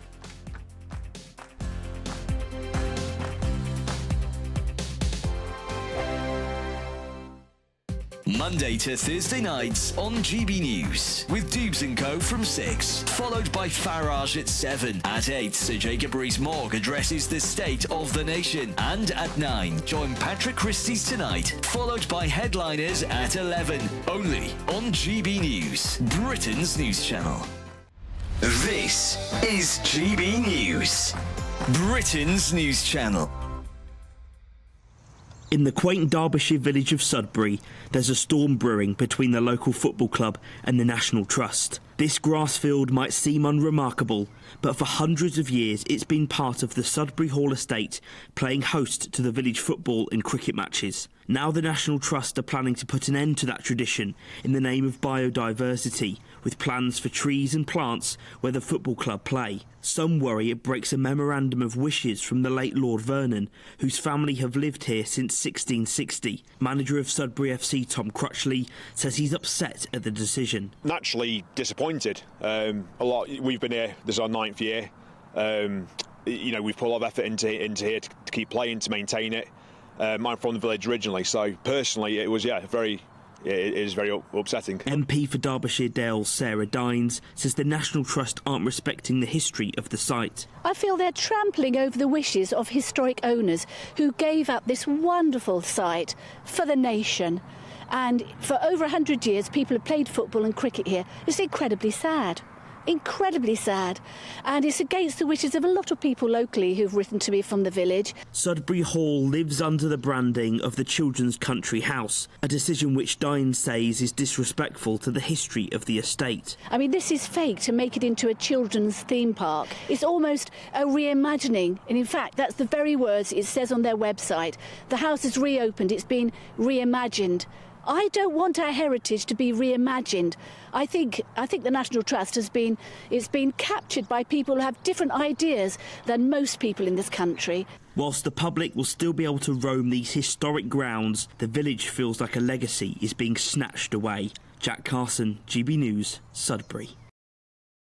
In the GB newsroom, we bring you the news as it happens. With our team of dedicated journalists across the UK, GB News brings you accurate reporting of the day's topical agenda.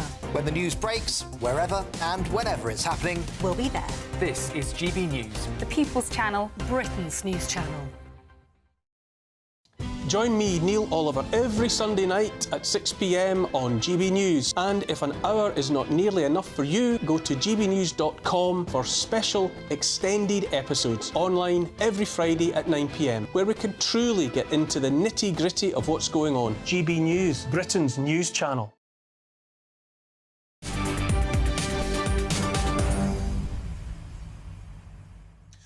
Welcome back. Your time is 4:24. I'm Martin Daubney on GB News. Now, at 5:15, Rishi Sunak will give a live statement in the House of Commons on the infected blood scandal. And we will, of course, bring that to you live as it happens.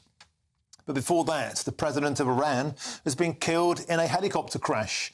Ibrahim Raisi and the country's foreign minister both died in the accident. Harsh weather conditions made it difficult for search teams to find the wreckage initially. Efforts by the search teams out there, but it was eventually located in East Azerbaijan province, and there has been no evidence to date of foul play. Now, Iran's supreme leader has declared 5 days of national mourning, but is that actually the mood of the nation? Well, I'm joined now by GB News' Home and Security Editor, Mark White. Mark, welcome to the show. So, a dramatic incident being put down as no foul play at present. But what does this mean for the regime in Iran? This president was notoriously a brutal Islamist that murdered thousands of his opponents. Can we expect to see a change of that stance, or do you think it'd be more of the same? I think more of the same. President Raisi was a hardliner, there is no doubt, responsible for a brutal crackdown on those opposed to the Iranian regime in recent years.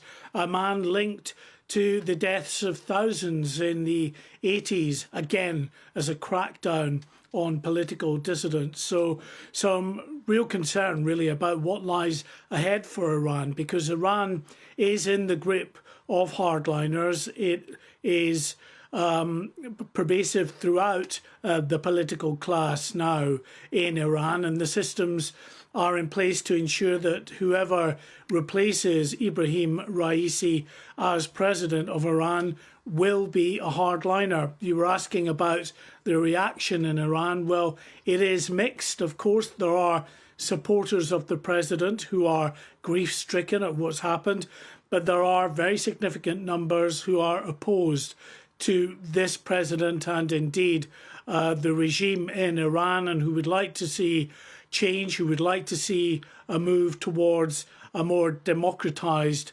regime that doesn't oppress people in the way that this particular government has. But we wait to see what happens. We've got 50 days before whoever is selected to be the new president is voted in. But previous elections that we've seen show us that actually the numbers that turn out are very low indeed, because most people never believe that these elections will be free and fair.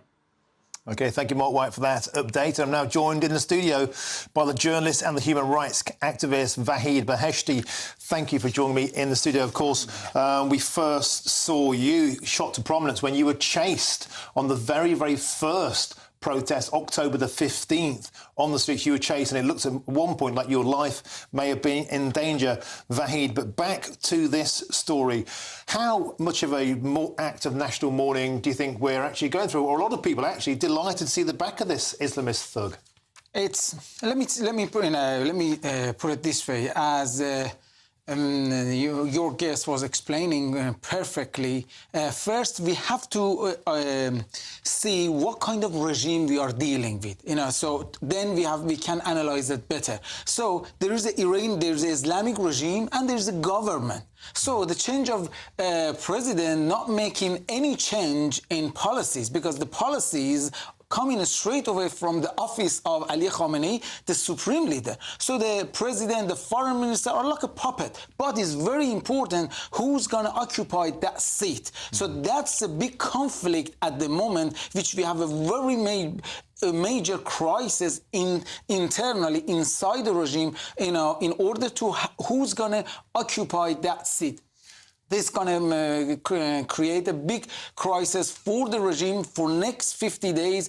It's going to be a great opportunity for Iranians. This is very interesting because since yesterday we have thousands of videos coming out of Iran, people of Iran celebrating, drinking, dancing, playing fireworks, celebrating the death of Raisi. Because, Raisi, he was the key person of the death squad. Five key person we had in death squad, which he appointed in 80s, especially the summer of 1988, when they executed more than 30,000 political prisoners in one summer. Raisi was a key person on that. He was the main figure in constant human rights violation in past 45 years in Iran. Of course, Iranian, they are celebrating since last night, but I was, I was surfing the internet. They prefer to see the trial of Raisi in a fair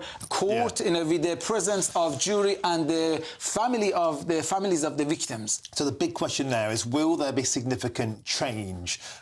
Clearly, you're no fan of him. He has a checkered history, to say the least. Can we expect to see a more progressive president appointed, or do you think with the Ayatollah still at the helm, still really the power maker, we can expect to see more of the same, more continuity in Iran? So there is not going to be changing government. Look, the government of Islamic Republic doesn't matter. You have Javad Zarif or you have Amir Abdullahian who died with Raisi yesterday. Doesn't matter because these are the face of the regime. The policy of the regime comes directly from the office of Ali Khamenei. So everything comes from there. But yes, in these 50 days, we have a big crisis internally inside of the regime because there's a big conflict for who's going to replace Raisi. So the people of Iran are going to, I think, use this opportunity for their demand, which is overthrowing this fascist regime, which they have tried so hard, especially since 2009, but they haven't been successful yet because of the level of the brutality and barbarism of this fascist Islamist regime, which we all witnessed on October the 7th. OK, thank you very much. Excellent analysis there, Vahid Beheshti. Thank you very much for joining us in the studio. There's lots more still to come between now and 5 o'clock. Now, after Northern Ireland Secretary Chris Heaton-Harris became the 66th Tory to say they won't stand at the next general election, I'll ask in a few minutes if the last Conservative MP can please turn out the lights. But first, it's your latest news headlines, and it's Aaron Armstrong.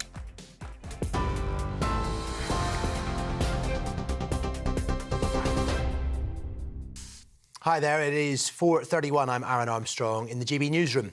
The infected blood inquiry has found there was a subtle, pervasive and chilling cover-up from those in positions of trust and power. The final report documented deliberate destruction of relevant documents and elements of downright deception by government officials. It found a catalogue of failures with catastrophic consequences, concluding the scandal could have largely been avoided. More than 30,000 people were infected with HIV and hepatitis C between 1970 and the early 1990s by contaminated blood products and transfusions. Chair of the inquiry, Sir Brian Langstaff, says it was no accident, and those who put their trust in doctors and the government were betrayed. The infections happened because those in authority, doctors, the blood services and successive governments, did not put patient safety first. They lost sight of what was known about the risks of viral infections from blood. Doctor knows best was such a strong belief that health departments did not issue guidance to curb the unsafe use of blood and blood products. Nursery worker Kate Ruffley, who strapped a baby to a beanbag while the child was in care in Stockport, has been convicted of manslaughter. She placed the 9-month-old face down for an hour and a half at the Tiny Toes nursery in Cheadle-Hulme in May 2022. Colleagues and paramedics tried to revive Genevieve Meehan, but she was declared dead later that day.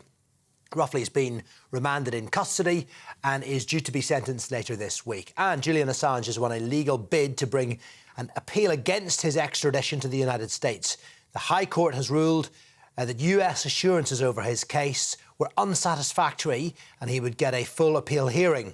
The WikiLeaks founder faces prosecution in the United States over an alleged conspiracy to obtain and disclose national defence information after the publication of hundreds of thousands of leaked documents relating to the Afghanistan and Iraq wars. We can get more on all of our stories by signing up to GB News Alert. The details are on your screen right now. The website has more as well.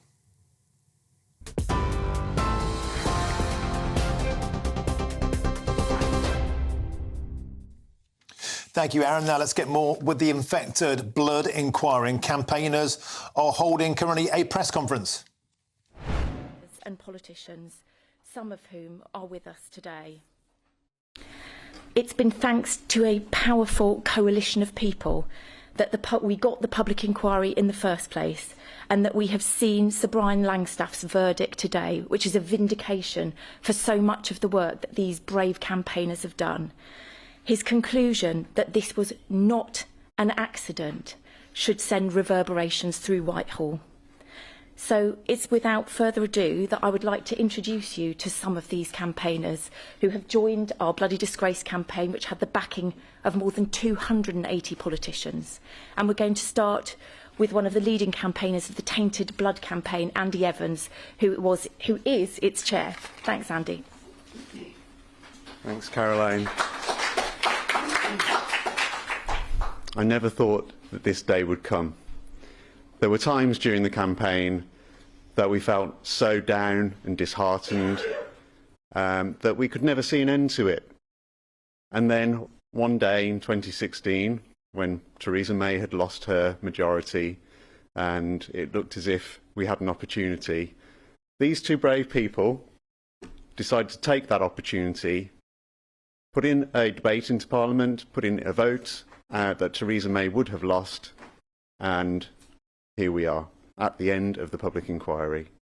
I just want to pay tribute to a few people who've helped along the way to get to where we are now. The first is my friend Gareth Lewis. Gareth was one of the first campaigners. He set up the Birchgrove Group in 1993, and he helped me to set up Tainted Blood in 2006. He and his brother Hayden both died in 2010. They should be here to see this inquiry. They should be here to hear the conclusions of Sir Brian Langstaff. There are so many people like Gareth and Hayden that ought to be here but aren't. And part of the reason of that is because of the 40 years that we've been campaigning. It should have been nowhere near that long. If they had done the right thing when it first became apparent that a public inquiry was needed in 1986, so many more people would have achieved the justice that they so deserve. But here we are now, today, and I have to say that this final report of Sir Brian Langstaff is everything that we have been saying over the past 40 years. But it's now been written by a High Court judge in response to a public inquiry. It's an amazing day, as I said.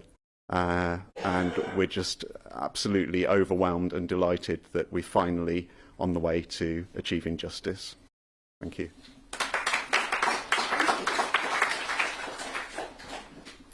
Next we have Diana Johnson, the MP for Hull North, who's also led the campaign in the Commons. Well, first of all, thank you very much indeed for inviting me along today. And I co-chair the all-party group on haemophilia and contaminated blood. And I can see there are some members in the room of that group. We're a cross-party group of parliamentarians who knew there was a scandal and it needed to be addressed. And I am so grateful for all the support of parliamentarians to get to this point today. And I want to pay tribute, first of all, to Glenn, Wilkinson, my constituent, who came to see me in 2010, just as the general election had been called, to tell me that he had received infected blood when he'd had a minor dental operation in Hull at the local hospital and developed hepatitis C. And I said to him, well, look, there's a general election called. If I get re-elected, I'll do what I can to help in the new Parliament. And luckily, I got in just by 641 votes, so it was a very narrow majority. And since then, I've worked with a number of parliamentarians, Alistair Burt, Andy Burnham, many, many others, to try and secure justice. But I have to say, as Sir Brian says in his report, for years and years the government said nothing to see here. No reason for a public inquiry, nothing to see here. The best treatment available was given, which we now know was not the case. And it was only in 2017 when Theresa May didn't return with the majority she thought she would after that general election. And we got a letter from all the opposition leaders in the House of Commons to say they were so concerned about what Andy Burnham had said in his final speech in Parliament before he left to go on to be the Mayor of Greater Manchester, that I think she was in trouble because she could have lost that first vote in Parliament because the DUP signed that letter as well, and she was obviously courting them at that time. So it was a window of opportunity, and we grabbed it, and I'm so grateful for everything that Caroline did to make this happen, and for all those leaders of those opposition parties. And I also just want to finish by saying there's still work to do. Sir Brian, last April, set out to government, you need to pay compensation. You need to pay interim payments to those who'd not received them, the parents who'd lost children and the children who'd lost parents. And he said to them last year as well, you need to set up a compensation body by the end of last year, ready to pay out. And really sadly, by December, that hadn't happened. And that's why, again, parliamentarians, cross-party came together to actually defeat the government. The first time that the government had been defeated in the 2019 Parliament, because parliamentarians knew there was an injustice and that compensation body needed to be set up and compensation needed to be paid. So I'm very grateful for all the support that we've had cross-party to get to where we are today. And I just want to say to Sir Brian, this report, I think, is a vindication of everything that's been said for the last 40 years by all those brave people who've campaigned through illness, through all the distress that they've had. Thank you so much to Sir Brian, and thank you for inviting me along today. And that was Labour MP Dame Diana Johnson, who's been a long-standing campaigner on the tainted blood scandal. And shortly before that, we heard from Andy Evans, the chair of Tainted Blood Campaign, who said, I never thought I'd see this day. Paid tribute to his friend Gareth Davis, who co-founded Tainted Blood. And he said he isn't here to see this today. He should have been here, but it took way too long at 40 years. But he said it's an overwhelming, amazing day that finally we're on our way to achieving justice.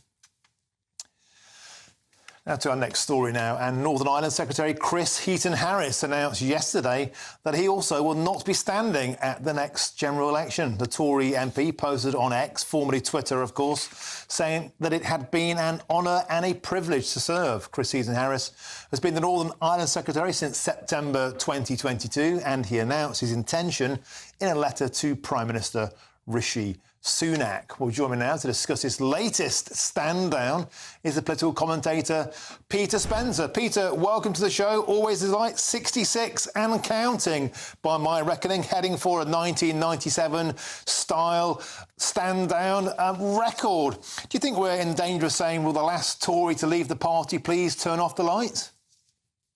That's a headline that rings a bell, but I have to say that Chris Heaton-Harris is actually a qualified football referee, and as such, he's probably really quite good at figuring out who's winning and who is not winning. Now, when it comes to his own seat, he's got a majority of 26,000, which is about as safe as they come, but he very clearly does not relish the thought of being a shadow minister as opposed to a minister.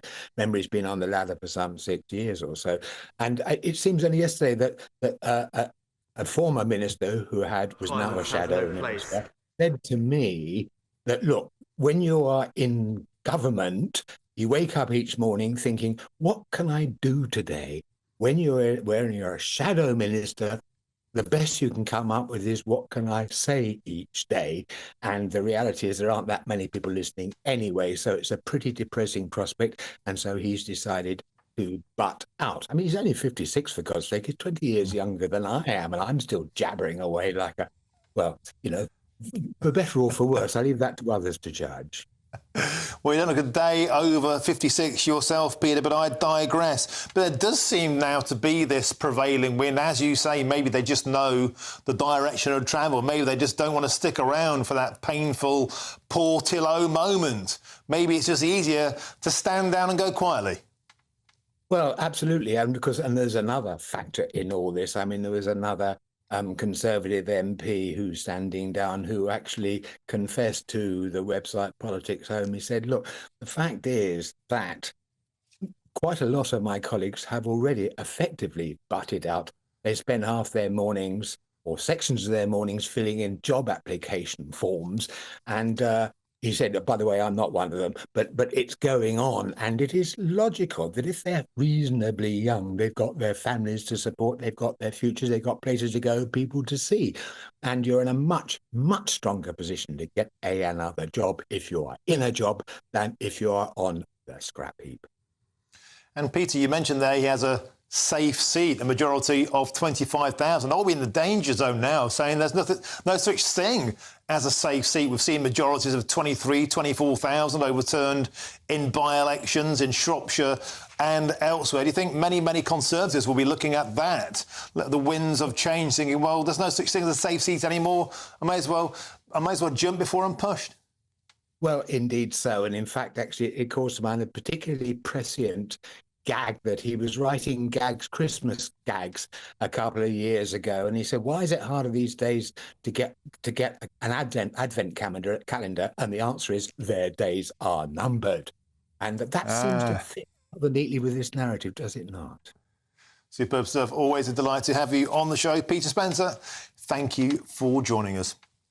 And don't forget, at 5:15 today, we'll bring you Rishi Sunak's statement on the infected blood scandal. He's expected to apologise after more than 3,000 people died as a result of the scandal. That'll be live from the House of Commons, and of course, we'll cross to cover that for you as and when it happens. I'm Martin Daubney on GB News, Britain's news channel.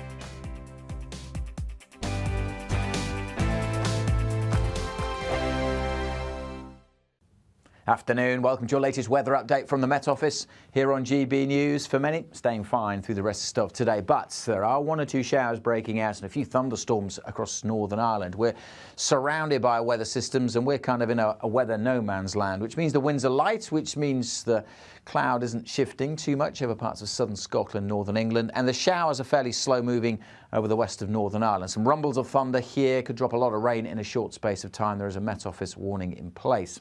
For many, it'll be a dry evening and night, though, and then later in the night, we'll see some wet weather returning to parts of central and eastern England. Staying generally pretty mild, double digits, but a bit colder across parts of Scotland, inland here with some clearer spells well down into single figures. Won't stay clear, though. On the east coast, we're going to see the Har returning, I suspect, particularly to the coast of Aberdeenshire and up across the Northern Isles. So another murky day on Tuesday, but inland, plenty of sunshine, at least to start the day, and that'll soon lift the temperatures. Quite cloudy for Northern Ireland, and here again, during the course of tomorrow, the likelihood of some heavy thundery showers breaking out. Bit of a dull damp start over the North Midlands, parts of northeast England, some showery rain here. Again, one or two heavier bursts possible. That will tend to drift its way up towards the Manchester area and towards North Wales also. And then later in the day, we'll look at more outbreaks of showery rain coming into East Anglia and the southeast. Possibility of one or two thunderstorms in southwest England during Tuesday afternoon. And again, that risk of thunderstorms for Northern Ireland. And again, we have another Met Office yellow warning in place. Much of western Scotland stays dry and fine. Temperatures generally a little bit lower tomorrow because there will be more cloud around, especially over the Midlands. So you will notice that dip in temperatures after a warmish day today. On to Tuesday evening, we'll start to see a bit more rain coming into the east, and that's a feature of the weather through the rest of the week. Some heavy rain likely over parts of central and eastern Britain on Wednesday and Thursday.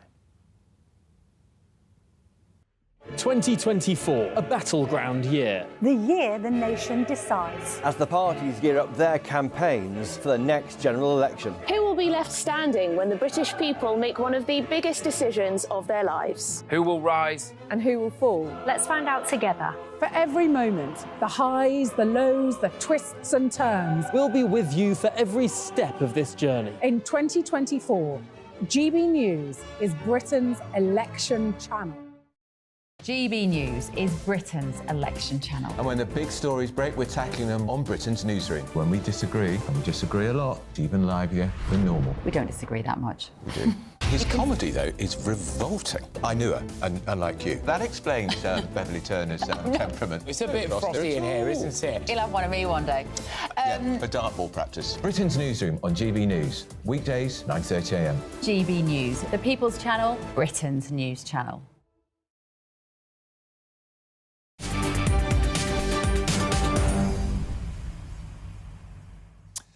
Welcome back. Your time is 4:48. I'm Martin Daubney and this is GB News. Now, at 5:15, we'll bring you Rishi Sunak's statement on the infected blood scandal. He's expected to apologise after more than 3,000 people died as a result of the scandal. That'll be live from the House of Commons and, of course, we'll cross to that when it happens. But before that, protest groups such as Just Stop Oil may be forced to pay compensation to people whose lives they illegally disrupt under plans in a new government-commissioned review. Well, individuals, businesses or institutions that could show that they endured loss, distress or suffering from an illegal protest would, under this scheme, be entitled to court-ordered compensation from activists. Well, I'm now joined by Graham Buss, who's a spokesperson for Just Stop Oil and a former principal scientist at Shell. Welcome to the show, Graham. So this report is by Lord Walney. He's the government's advisor on extremism and terrorism. He quite simply says the buck should stop with Just Stop Oil. Do you think he's got a point? Can I just refer back to the previous article you had on affected blood products? It's interesting what the campaigners said after 40 years. Nothing to see here. Nobody held accountable. Terrible tragedies could be avoided.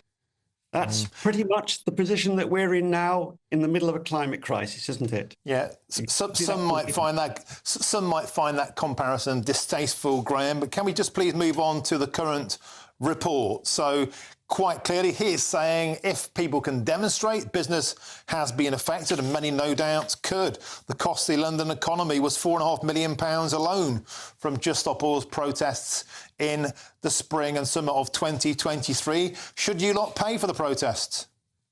Look, let's just start from a position that John Woodcock, the Lord now, he is not an independent advisor. In fact, it's entirely dishonest to suppose that. He's a paid advisor for a number of groups, some of which are supported in part by the oil and gas industry. He's the chair of an arms coalition that supplies arms to Israel. He is not independent, and it's disgraceful and it's overreach that he makes. Instead of shooting the messenger, can we address the message? Let's try and stay on point. If your protests are costing the economy and individuals and businesses provable sums of money, should you pay for that? No. You want the short answer? Look, we are rightly proud of our freedoms in this country. Non-violent civil resistance, including disruption, is a bedrock of our democracy. It's recognised in international law. Do we want to be like Russia or the United Arab Emirates, where they lock people up and throw them out of hotel windows for non-violent civil resistance? That we have a statue of Mrs. Pankhurst outside Parliament. She engaged in non-violent civil resistance.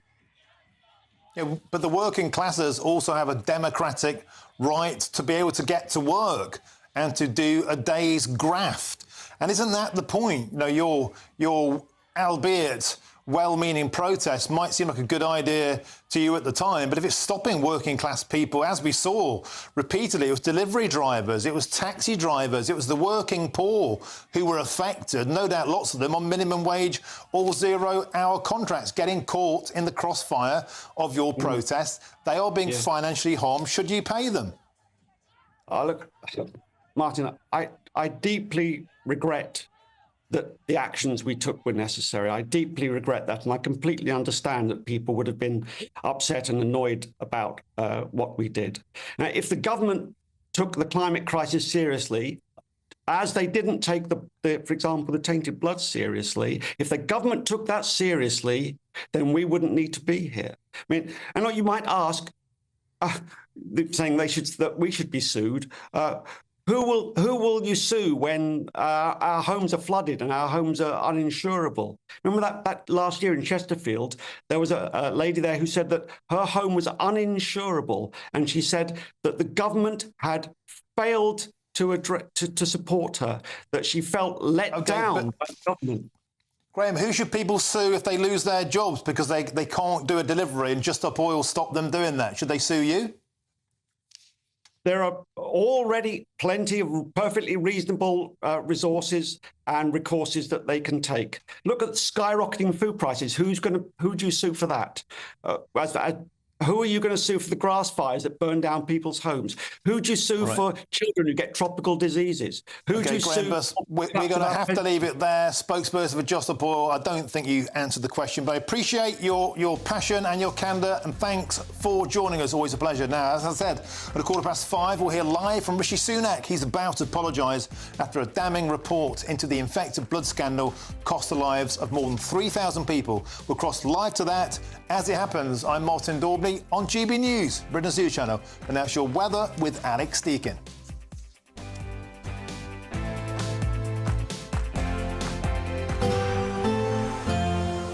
A brighter outlook with Box Solar, sponsors of weather on GB News.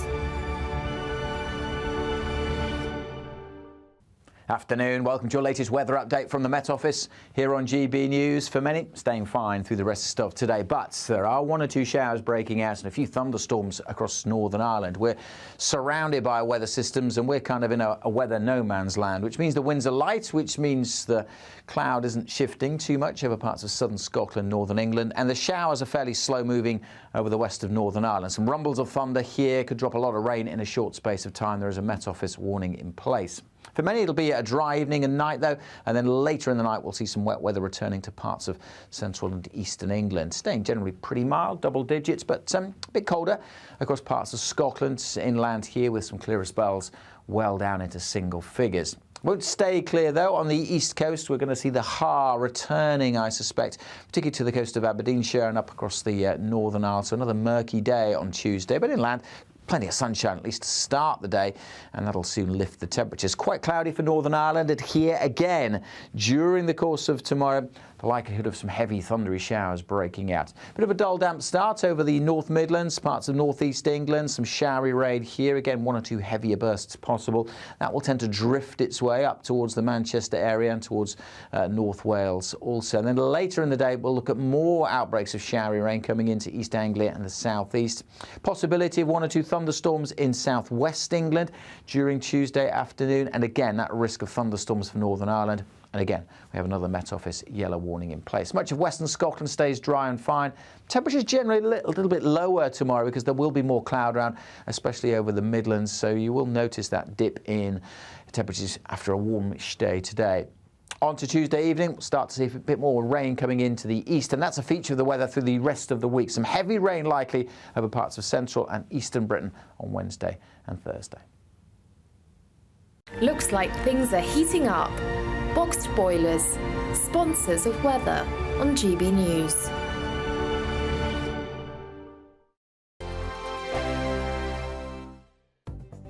The latest GB News travel. Good afternoon, I'm John Vincent. Stop-start on the M74 southbound in South Lanarkshire. It's all due to an earlier accident between junction 6 Hamilton and 7 for Larkhall, although all lanes have reopened. Slow for the M60 clockwise in Manchester, travelling between junction 9 Trafford Park and 12 the Eccles interchange, where there's also a slowdown for the M62. Stop-start for the M5 northbound in the West Midlands, joining the M6 at junction 8. Estimated travel time around 25 minutes. Slow for the M25 anti-clockwise in Kent at the Dartford tunnels, estimated travel time there around 40 minutes. Also in Kent, it's slow for the A20 coastbound in Dover, heading up to the Western Heights roundabout as a result of a lane closure for the Dover Tap. And in Hampshire, there's a slowdown into the roadworks on the M27 at Junction 5 Southampton Airport. And that's the latest traffic and travel news. You can stay up to date throughout the day by visiting our website, gbnews.com. It's the biggest cash prize we've given away to date. An incredible £20,000 that you could use however you like. And because it's totally tax-free, every single penny will be in your bank account to do whatever you like with. £20,000 in tax-free cash really could be yours this summer. Hurry, you've got to be in it to win it. For another chance to win £20,000 in tax-free cash, text PRIZE to 63232. Text costs £2 plus one standard network rate message.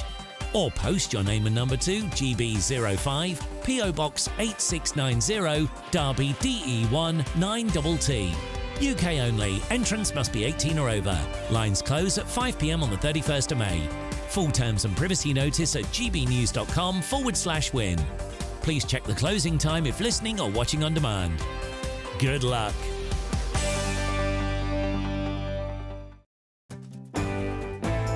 I'm Jacob Rees-Mogg and this is GB News, Britain's news channel.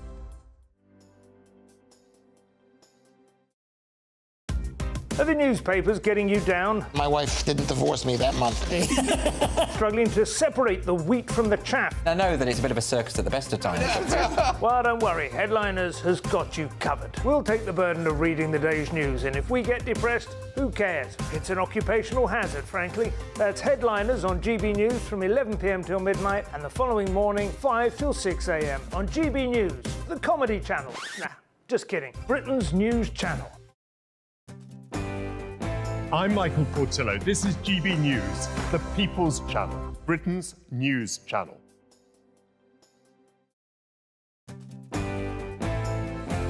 I'm Emily Carver. This is GB News, Britain's news channel.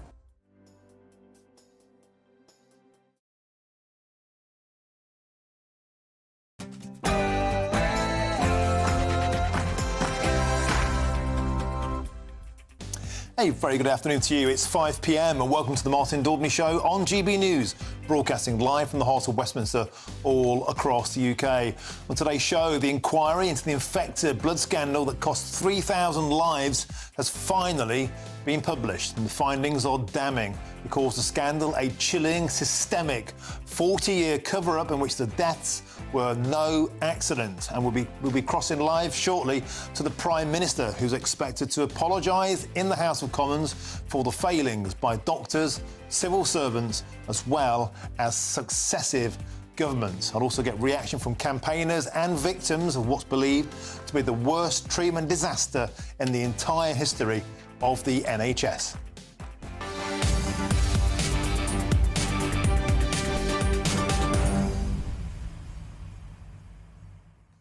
"40 long years, campaigners and those who were infected with tainted blood, and of course, those who didn't make it, the families and survivors have fought for justice. And today, at last, that report was published. Around about 15 minutes' time, the Prime Minister, Rishi Sunak, is expected to address the nation with what's expected to be a full apology. Compensation is now the next likely step. We were privileged to be joined earlier by Sue Wathen, who became infected herself with hepatitis C and for many, many years didn't even know. She talked so movingly of those who didn't make it, friends of hers who fought so hard to get to this point.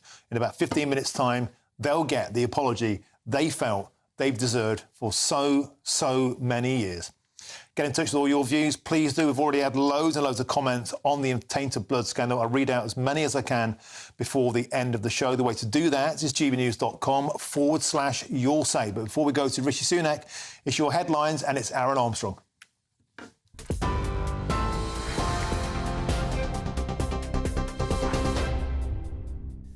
Very good evening to you. It's 2 minutes past 5. I'm Aaron Armstrong. The Infected Blood Inquiry has found there was a deliberate destruction of documents by government officials, and the scandal could have largely been avoided.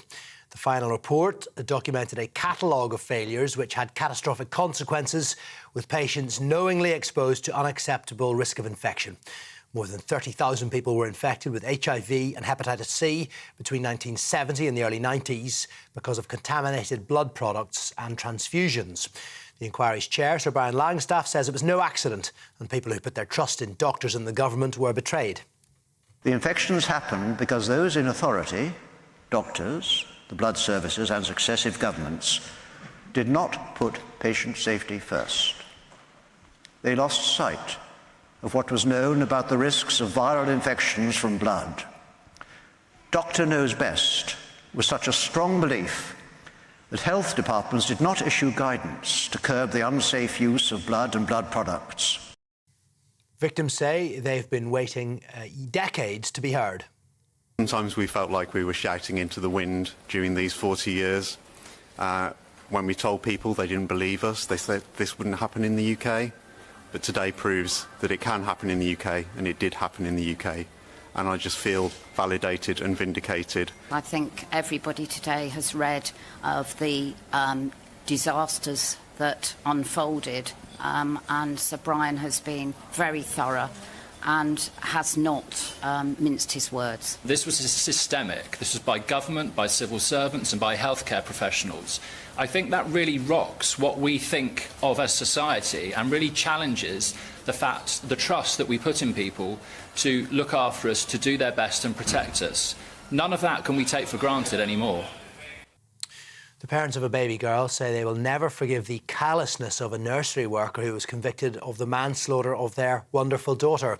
37-year-old Kate Ruffley placed the 9-month-old face down in a beanbag for an hour and a half while working at the Tiny Toes nursery in Cheadle-Hulme in May 2022. Colleagues and paramedics tried to revive Genevieve Meehan. She was later declared dead. Ruffley has been remanded in custody and is due to be sentenced later this week. Julian Assange has won a legal bid to bring an appeal against his extradition to the United States. The High Court has ruled that US assurances over his case were unsatisfactory and he would get a full appeal hearing. The WikiLeaks founder faces prosecution in the States over an alleged conspiracy to obtain and disclose national defence information after the publication of hundreds of thousands of leaked documents relating to the wars in Afghanistan and Iraq. Mr. Assange's wife is calling on the US to drop what she says is a shameful case. I think the decision today should send a signal to the Biden administration to look very carefully at this case, which over 40 US law professors have written to the administration and said that this case is an existential threat to the First Amendment, and that should be taken very seriously. And what is the point in pursuing this at this stage? It is just harm to everyone. Iran has confirmed the country's president, Ibrahim Raisi, and his foreign minister were killed in a helicopter crash yesterday.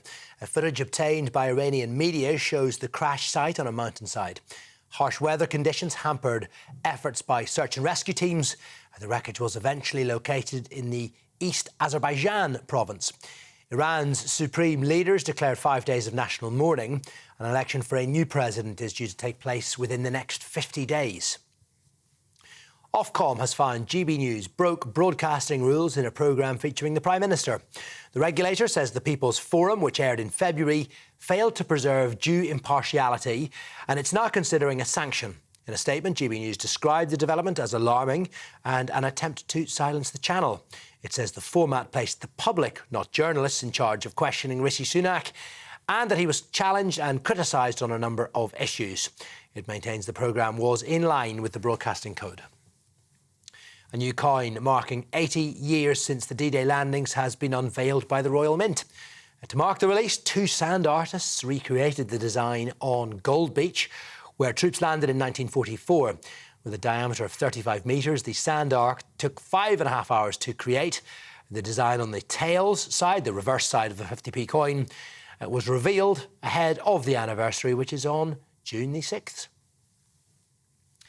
We can get more on all of our stories by scanning the QR code on your screen or go to gbnews.com/alerts. Now it's back to Martin.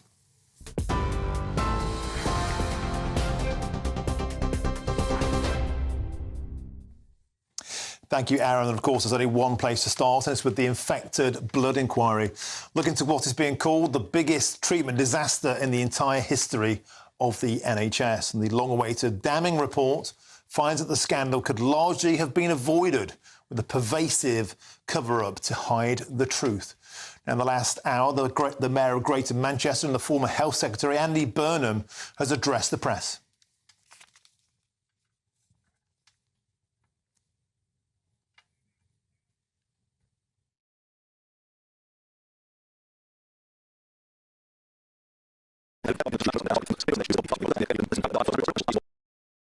Indeed, the case. There must be accountability, and there must now be full consideration of prosecutions. And I would include in that the potential for corporate manslaughter charges against Whitehall departments. This report should rock Whitehall to its foundations. This goes to the heart of the way this country has been run. Major questions fall out of it.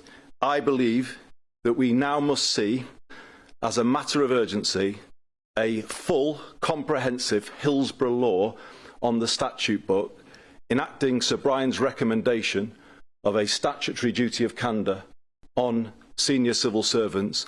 I would go further and say all public servants. They should be required, as part of what they do, the clue's in the name, public servants, to tell the truth at the first time of asking. I think huge questions fall out of this for His Majesty's Treasury. The report is quite clear that it was the fear of financial exposure which led to this culture in Whitehall of never admitting any liability, no language that would suggest it. And in my view, that is what's created this situation, that iron grip that was put onto this issue, completely and utterly wrong. And there must be accountability for that. But there have to be questions asked of Parliament too. How has this injustice stood for this long? I said in the Commons after the second Hillsborough inquest, I asked how could an entire English city have cried injustice for 20 years and nobody was listening? And we could ask that same question for the sub-postmasters and mistresses, couldn't we? How could they have been crying injustice so long and nobody was listening? But we all know in this room that the people infected and affected by the contaminated blood scandal have been banging on the doors of this place for decades. And truthfully, it was only people like Diana and the members of the all-party contaminated blood group who really were listening and in the end have enabled this to happen. But it should not have come about like this. OK, let's cross now to our reporter, Charlie Peters. Charlie, we just heard there from Andy Burnham. It's been an astonishing day, a systemic 40-year cover-up. Tell us more. Yes, Martin, as now we prepare for the Prime Minister, Rishi Sunak, to set out what is expected to be an apology for a litany of extensive failures over several decades from the British government. And it's already been set out in this report released today what the author, Sir Brian Langstaff, expects from the Prime Minister. At the top of that is a meaningful apology that explains what the apology is for, all those errors over the years, the cover-ups and indeed the deliberate destruction of documents that's been revealed today, possibly one of the most shocking parts of those several volumes of reporting. But he also wants recognition, not just of the suffering, but due to the fact that it was because of those errors and that wrongdoing. And Sir Brian has also asked for vindication for those who have waited for so long for this apology to come forward. Many of the survivors have said they felt as though they were crying out into the void for 40 years. And this report found today that much of its evidence and the inquiry could have been launched from about 1986. Instead, it started in 2017. And finally, Sir Brian wants action. Action on his recommendations. He set out 12, and the big part of that discussion now is compensation. The Prime Minister, Rishi Sunak, he was actually heckled when he attended the inquiry last year. He was asked what the government's plans would be for compensation, and he gave an answer that many in the audience and many of those campaigners felt was insufficient. The interim report in 2022 actually called for hundreds of thousands of pounds to be given out to 4,000 people at the time. a very unprecedented and quite significant intervention for a public inquiry to issue a call for compensation during an interim report. And now we'll find out if the government will match the demands set out by Sir Brian. Thank you, Charlie Peters, and I'm delighted to say I'm now joined in our studio by Danny Holliday. She's the partner at Collins Solicitors, who are representing 1,500 victims and their families. Welcome to the studio. Thanks for coming. So 40 years in the reckoning. Do you feel that you're approaching some form of justice, or is this where the hard work for you really begins? I think that for our clients and the community, this is the culmination of a lot of very hard work and trying to get people to listen. They've been lied to, documents have been destroyed, covered up. Over the years, they've been told that they had received the best treatment when they hadn't. They'd been told that Hep C testing was brought in as soon as it was possible. It wasn't. And they feel vindication that they were right, and what they've been complaining about for decades with successive governments has been shown to be true today. And Danny, of course, many didn't make it. So the survivors who live on are fighting, but of course you must have come across so many stories of families who've lost loved ones, and indeed individuals who may have been on your books have sadly passed away. Yes. I mean, we've acted for families where the children have lost both parents, where parents have lost all their sons, that have affected generations of the same family. I mean, it is truly, truly shocking. Since this inquiry started, we've lost over 130 people. Wow. And the ones who live on, who fight on, do they feel vindicated? Do they feel this is some form of closure? Is that not even possible? I don't think that they will even start to feel closure until they've had a fulsome response from the government as to what its position is, and most importantly, an apology. But an apology that is actually an apology that identifies what it is sorry for. It's offered those words before at the opening submissions and the closing submissions of this inquiry, but it has not actually said what it is sorry for. OK, Danny, we're about to cross live to the Prime Minister, Rishi Sunak, who's expected to give that apology. What would you like to hear him say today? I would like him to say that he's sorry, and, as I said, to identify exactly what he's sorry for the failings in Whitehall, for the failings of various ministers over the years, civil servants and policy advisors. And it feels that there was a system of self-protection, of closing ranks. The report by Sir Brian Langstaff concludes precisely that it was closing ranks to hide the truth for decades. Self-preservation kicked in rather than protecting the health of the nation. They made some very bad choices in the late 60s, early 70s, when the factor products were licensed in the UK.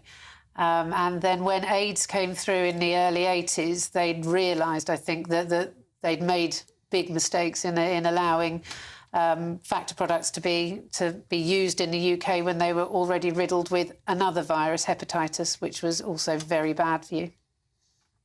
OK, and in terms of the culpability, people are saying not only the civil service, but also the pharmaceutical manufacturers, some of those companies. Do you think that there's liability there? I mean, after all, some of these products were being used for a long time, where the whistles, the red flags have been raised a long time before.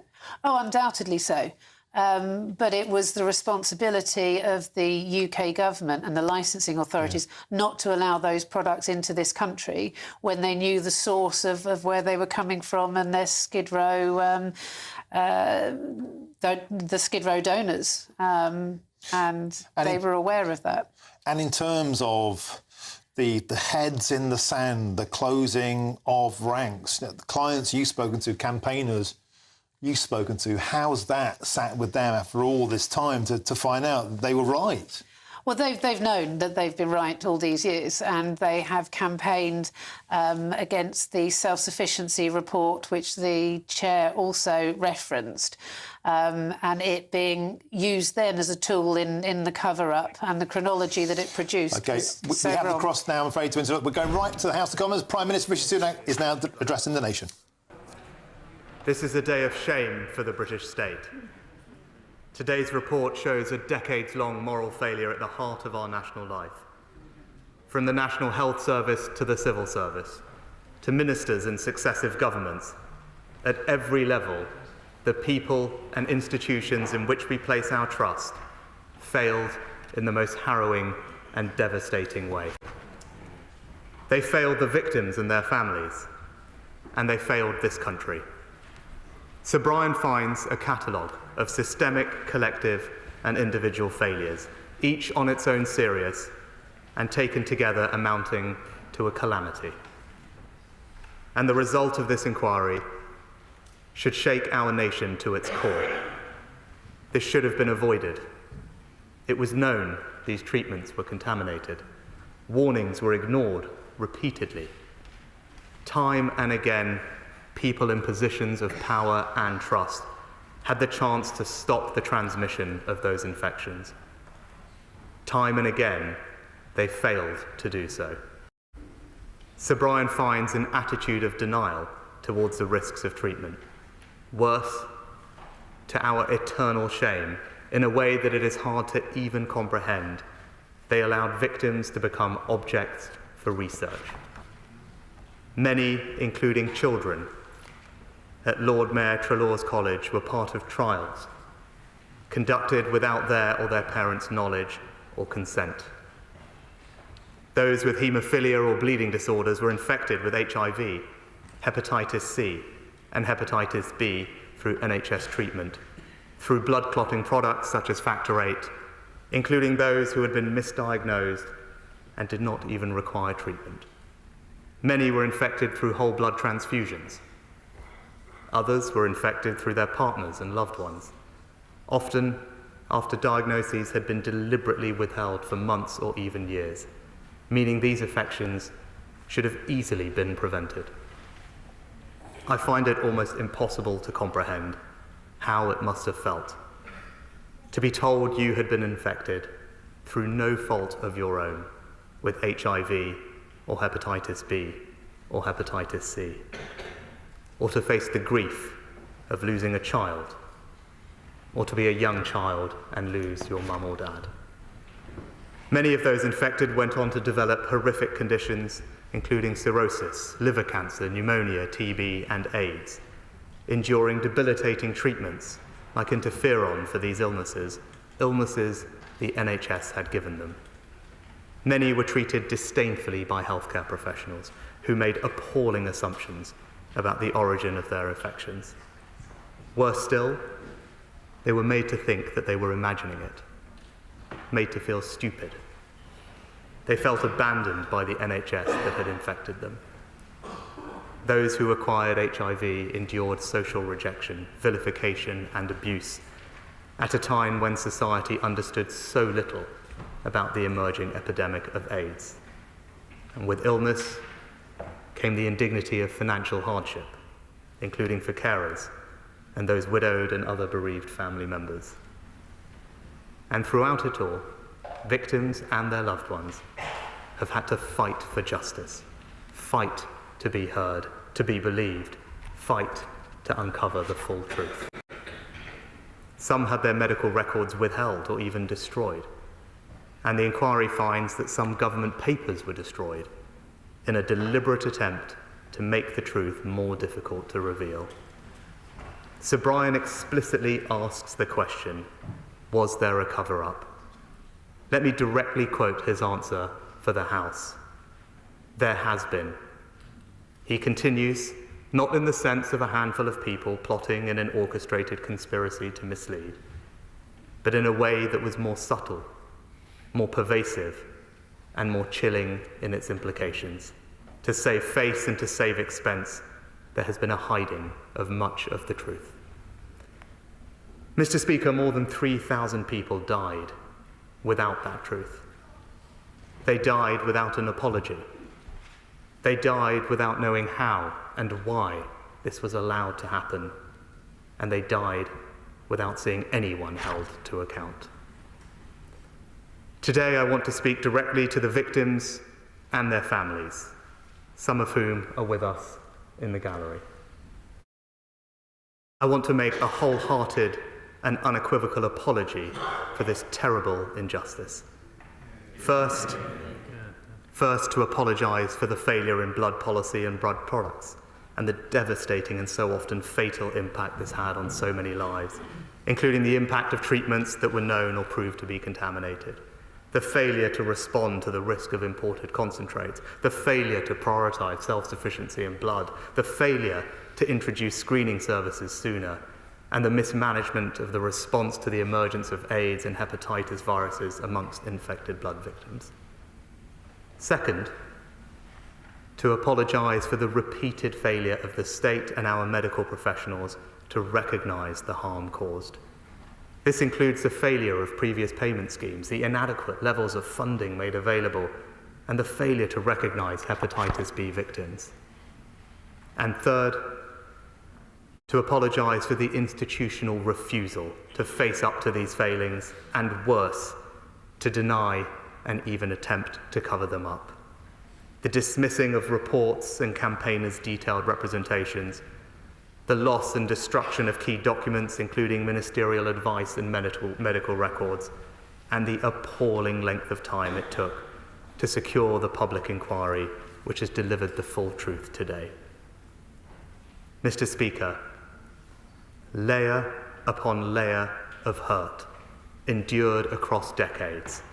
This is an apology from the state to every single person impacted by this scandal. It did not have to be this way. It should never have been this way. And on behalf of this and every government stretching back to the 1970s, I am truly sorry. Mr. Speaker, today is a day for the victims and their families, to hear the full truth acknowledged by all, and in the full presence of that truth, to remember the many, many lost loved ones. But justice also demands action and accountability. So I make two solemn promises. First, we will pay comprehensive compensation to those infected and those affected by this scandal, accepting the principles recommended by the inquiry, which builds on the work of Sir Robert Francis. Whatever it costs to deliver this scheme, we will pay it. And my right honourable friend, the Minister for the Cabinet Office, will set out the details tomorrow. Second, it is not enough to say sorry, pay long overdue compensation, and then attempt to move on. There can be no moving on from a report that is so devastating in its criticisms.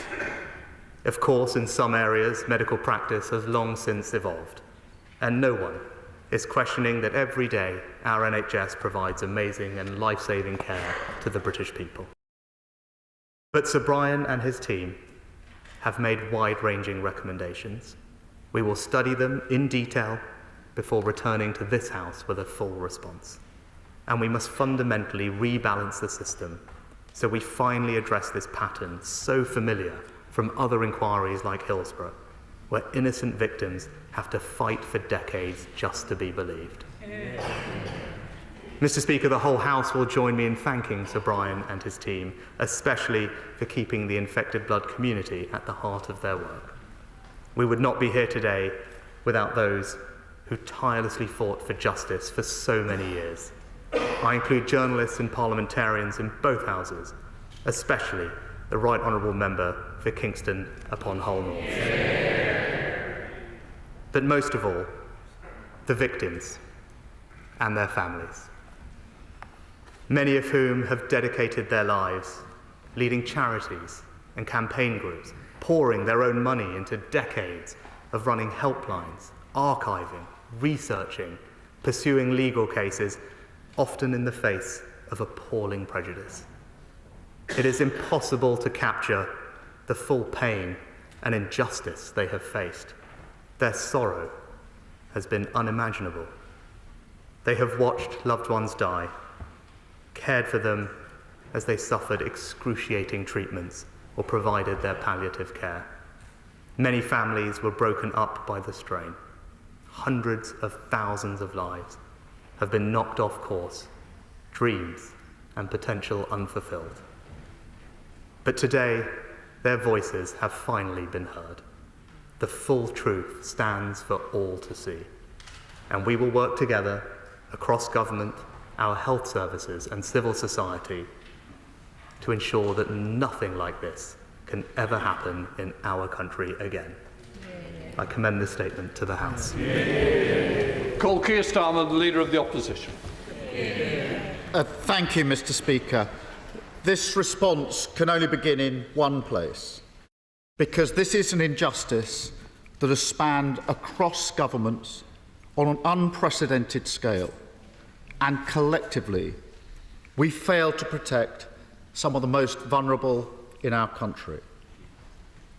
And so, as well as paying tribute to the courage and determination of the victims, the infected and the affected, some of whom are here in the gallery today, I want to acknowledge to every single person who has suffered that in addition to all of the other failings, politics itself failed you.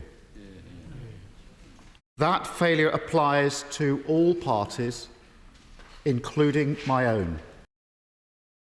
There is only one word: sorry.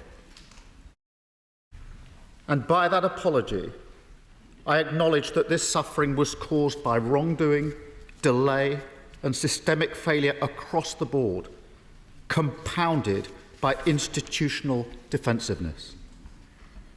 And as Sir Brian Langstaff makes clear in his report, any apology today must be accompanied by action. And so I welcome the Prime Minister's confirmation that compensation will now be paid. And he should be under no doubt whatsoever that we will work with him to get that done swiftly.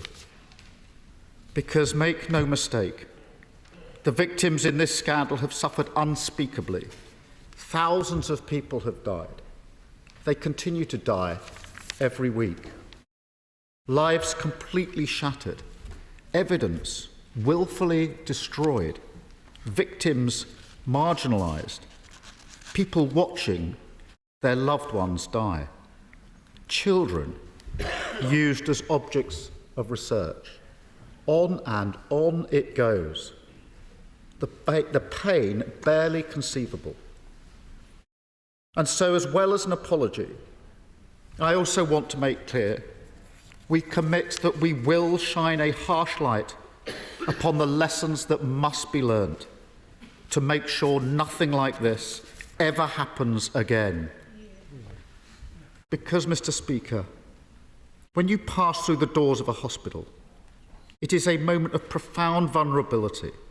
You entrust your life into the hands of perfect strangers. We go to hospital for care.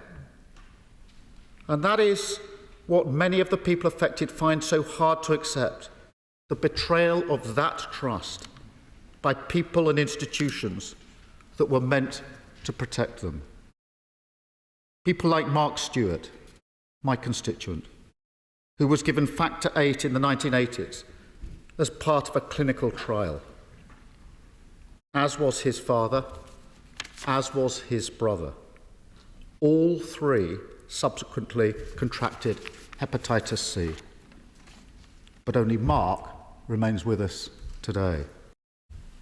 And then over the decades, as Mark and so many like him searched for truth and justice, the British state ignored them. The truth, as Sir Brian says today, was hidden from them for decades.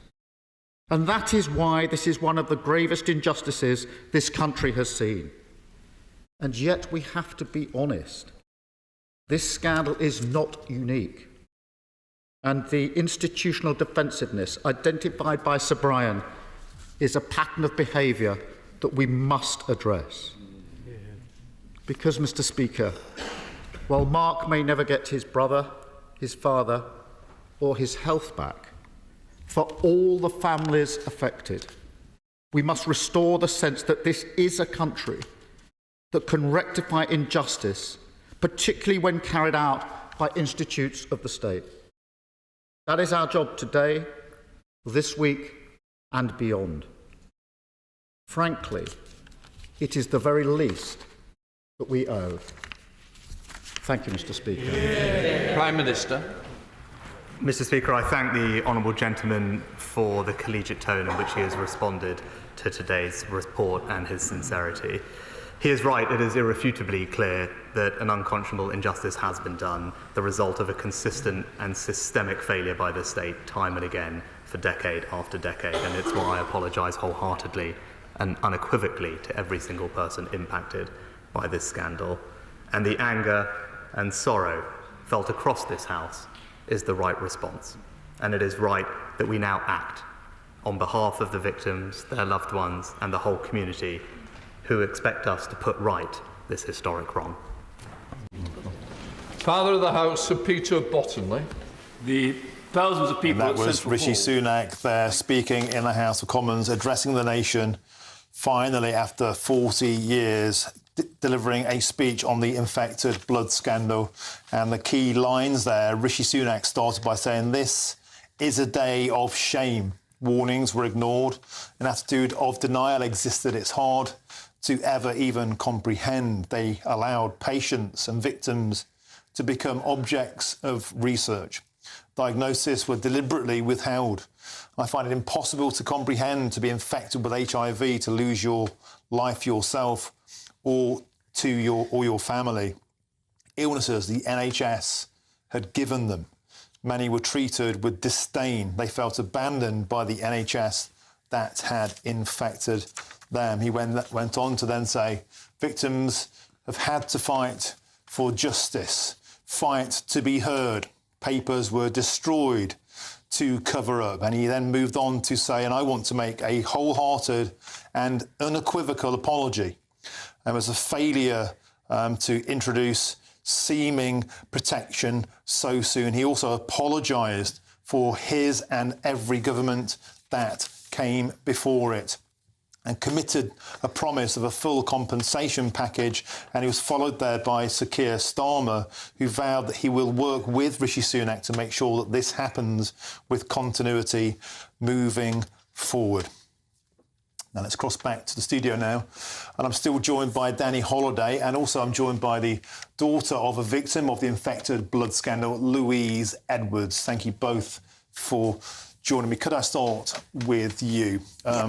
Rishi Sunak there gave a heartfelt apology, many believe. Could we just start, if you may forgive me, for talking about your personal circumstances, why you're here today and why this means so much to you? Yeah, I'm here today because my dad, Jack, was a haemophiliac and he contracted HIV and hepatitis C through Factor VIII products, and he died in 1985.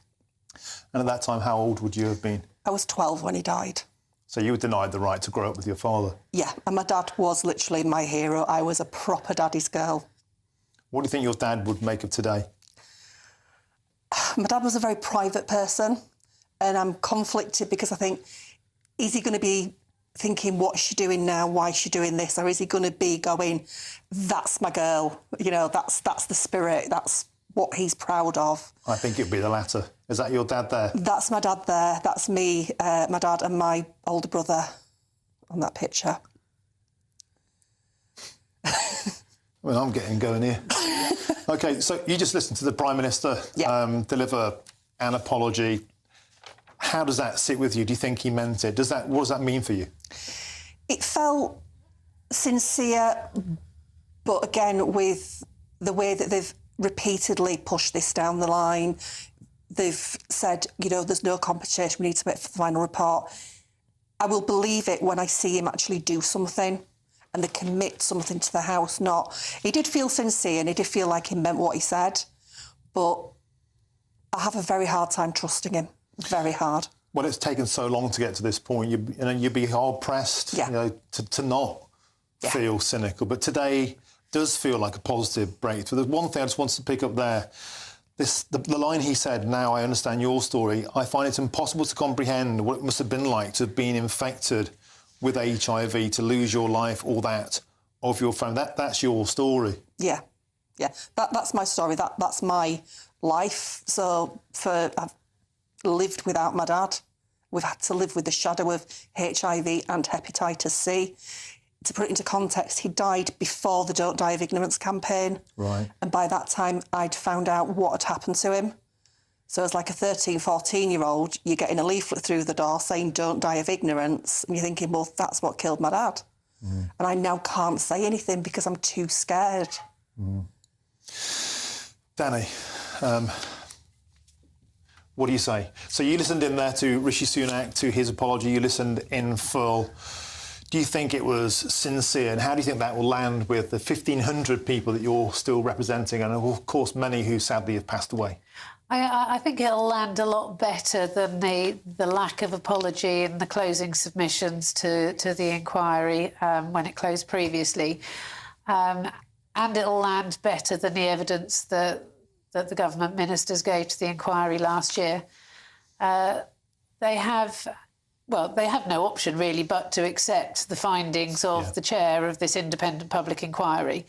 But they seem to have taken that on board, and I agree with Louise. It depends on what actions are taken moving forward and whether there will be a statutory duty of candour that will force civil servants and people in power, policy advisors, to be completely candid and honest in the future. And both of you seemed very relieved there when Sir Keir Starmer, full credit, they put their political differences to one side today, and they said there will be continuity on this issue. Sir Keir Starmer saying if he was to come to power, he'll make sure that the recommendations are honoured, and this will happen. Louise, when you think back to your own circumstances, and we hear today the detail coming out of civil servants closing ranks, records being destroyed, will this apology be enough for you? Or will you forever feel that this was a totally and unacceptable, joined-up, systemic cover-up? The apology does go some way, but it's never going to take away the fact that we've lost people and that there was the chance to stop this. Sir Brian said it. There's the word failure and failings mentioned so many times in his report, and that says it all. It should never have happened. We're talking about compensation now. That's one of the two promises that Rishi Sunak made. Whatever it costs, we will pay for it, he said, and details will emerge tomorrow. You can't put a price on losing your dad. No. And up to this point, we've never had any recognition of that fact. So my mum was the recipient of an interim payment, but myself and my brother, it's almost like we've just been forgotten. It's like, oh, you lost your dad. Oh, fine, sorry. And you mentioned that leaflet you got through the door. I remember that time as a lad myself. There was a huge amount of ignorance around this issue, the social stigma you must have had to live with, the pain you must have experienced. I mean, again, you can't put a price on that. You can't, and it's the fact of you haven't got your dad there at all, and he's gone, and he's never coming back. So what are we supposed to do? But my mum was a tower of strength. She literally pulled herself up by the bootstraps and got on with it. She was amazing. She raised me and my brother. I don't know how she did it financially, but she did. And do you think she'll get what she deserves now, finally, a full and proper payout? And you can't put a value on this. You literally, they say you can't put a value on a human life, and you can't. So it's going to be interesting to see how they try and work it out. Danny, and again, for the so many clients now that you still represent, inevitably we will be moving on to this compensation package now pledged by the Prime Minister. There are full details emerging tomorrow. What would you like that to look like? What would your clients like that to look like? We look forward to hearing full details tomorrow, and we are grateful for the Prime Minister to respect what was asked of the government and not to go into any detail about it today. But in terms of compensation, what our clients need is ongoing support, and not to just be left to fend for themselves, and for the government to learn of the mistakes from the Windrush and post office compensation schemes, which haven't really worked to date. So that our clients and the community have continued support going forward. And you mentioned something which is pertinent and fascinating and worth marking. That is, this is an open-ended report, so it doesn't close today. So in that sense, this will be work that's moving forward, and that will help you and your clients to make sure you push for that justice all the way till the end. Yes, hopefully, and so it's very unusual for a public inquiry not to finish at this stage, and we are, and our clients and the community are very grateful to the chair for keeping it open in this way, and continuing to hold the government to account, whichever colour it is. Can I ask both of you just to conclude? Do you feel in some way vindicated today? Definitely, and our clients and the community as a whole have fought for decades to get to this point, and it's finally been recognised by the government. Louise Edwards, do you feel that today has gone some way to helping you and your family find the peace you need? Yeah, we've got, as Danny said, like the vindication of we knew that this shouldn't have happened. We knew that there was a cover-up.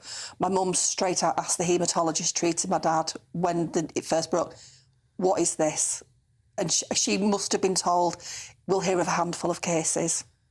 Okay, Louise Edwards, she was so wrong. Thank you so much. I'm so sorry for your loss, but I hope today in some way helps, and Danny Holiday as well. Thank you. Thank you for all your work. You're a partner, of course, at Collins Solicitors, representing 1,500 victims, and I hope they also feel they will get some much-needed justice out of this. Now, stay with us. We'll have lots more fallout to this damning report into that infected blood scandal. I'm Martin Daubney on GB News, Britain's News Channel. Thanks so much.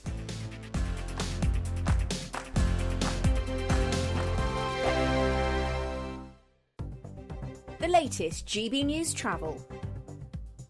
Good afternoon, my name is Johnny Ratner with your latest in Warwickshire. East of Warwick Town Centre, the A425, the Myton Road's been closed where a police investigation is getting underway, and in West London at Fulham, the A217, the Wandsworth Bridge Road has been shut where a car is on fire, causing queues back over Wandsworth Bridge towards the one-way system. On the M20 in Kent heading towards London, the left lane on that four-lane stretch is shut from junction 4 to 3 towards the M26. A lorry's broken down just before the intersection of the M26.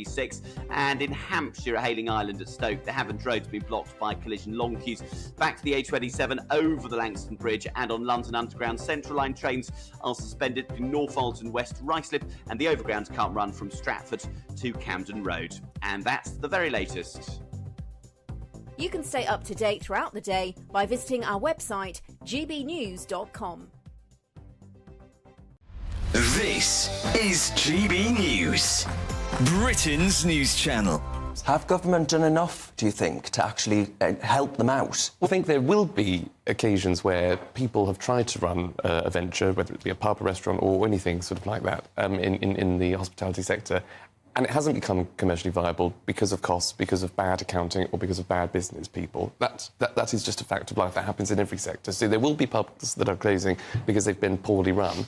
But I do think there will be occasions where people are forced out of the market. So if local councils aren't being able to pass on business rates, for example, maybe central government can do more. It always tries to do more to cut beer duty and things like that to keep pubs going. So I don't think it's necessarily just as plain as what James is saying, is that, you know, bad pubs will just inevitably be falling by the wayside. The idea that you two gentlemen, you raging capitalists, support the government stepping in to protect pubs seems to be particularly peculiar. If a pub isn't commercially viable, it has to be allowed to fail. Well, Sadiq Khan, you know, he has a nighttime czar that he pays well over 100 grand. Yes. And businesses are going under like you wouldn't believe in London. She's a real nightmare. What's your point? Well, the point is that Labour aren't exactly helping out these businesses, are they? So I'm saying that pubs should not be protected by the state. I'm all for a pub. Well, I'm not suggesting that we subsidise pubs. That has been suggested. That's what James May is railing against. Although I have to say, it's all very well for James May and presumably his very posh gastropub. But if a pub is not fit for purpose, and May makes this point, you know, you've got to have decent, clean loos and a clean pub. And also, realistically, in this day and age, you know, times change, you've got to put on some decent grub as well if you want it to survive. We can't have the government stepping in to save our pubs. And anyway, my understanding over the last 10, 20 years, as a percentage, we haven't lost that many pubs, so they're not going under anytime soon. I'm Christopher Hope. And I'm Gloria Di Piero, bringing you PMQs Live here on GB News. Whenever Parliament is in session on a Wednesday at midday, we'll bring you live coverage of Prime Minister's questions. We'll be asking our viewers and listeners to submit the questions that they would like to put to the Prime Minister, and we'll put that to our panel of top politicians in our Westminster studio. That's PMQs Live here on GB News, Britain's election channel.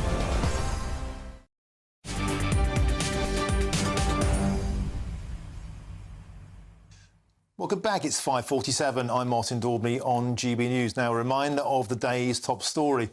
Prime Minister Rishi Sunak has recently apologised to the victims of the infected blood scandal and their families in a statement to the House of Commons around about 30 minutes ago. Let's go now to our reporter, Charlie Peters. So, Charlie, an historic moment, 40 years in the reckoning, but at long last, Rishi Sunak has finally apologised to the victims of the infected blood scandal. Tell us more. Yes, Martin, Rishi Sunak, the Prime Minister, apologising on behalf of the government. But we also heard an apology from Sir Keir Starmer, for Labour's part in this process as well, admitting that, of course, this scandal had spanned multiple governments, with Mr Starmer describing it as a historic injustice. So a rare moment of political unity between the Prime Minister and the Leader of the Opposition in the House of Commons, with Rishi Sunak saying that when it comes to compensation, we will pay whatever needs to be paid. They also went on to say that politics had failed all members of the infected blood community. And this comes after Sir Brian Langstaff, the head of the inquiry here, the public inquiry, said that a fulsome apology was required. Now, Sir Brian also said that recognition was necessary, not just for the suffering, but also for the extensive errors, both deliberate and more subtle cover-ups that had contributed to this crisis. And I think it's clear that both leaders there delivering that apology. But all eyes will now go to what comes next. And this is the fourth expectation that Sir Brian has in this inquiry, and that is action. And that's not just about compensation. There are 11 other recommendations being made in this inquiry. That could include, of course, some prosecution. A lot of people here, as you can imagine, they do want a sense of accountability for what has gone on for the best part of 5 decades. They want to feel as though the wrongs have been sorted out and that this can never happen in Britain ever again. Thank you, Charlie Peters, for that summary. Now, I'm still joined in the studio by Louise Edwards, who's the daughter of a victim of the infected blood scandal, and also with Danny Holliday. She's a partner at Collins Solicitors, who are representing 1,500 victims and their families. Thank you for staying with us. I know you want to go and meet your colleagues and have a well-earned drink after this. But can I just quickly get a reaction to you, Louise? Rishi Sunak there said that this is an appalling length of time to have to wait for justice, for the inquiry, for this and every government that has come before. I am truly sorry. He said it's impossible to capture the full pain and the sorrow of what the victims endured.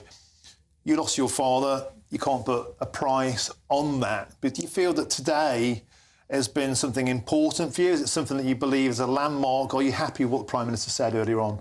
Today's been a massive day. I said to somebody else, like, we're closing a chapter, but the book's not quite written yet. So until we get to the very end of this and they carry out the recommendations of Sir Brian, we're not really going to have a full answer.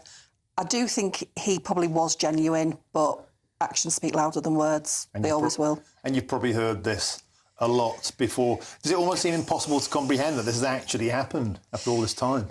Yeah, I mean, I'm going back home tonight and I'll probably wake up tomorrow morning and be like, did yesterday just happen? Because it's been a day of emotions and I know it's going to hit me.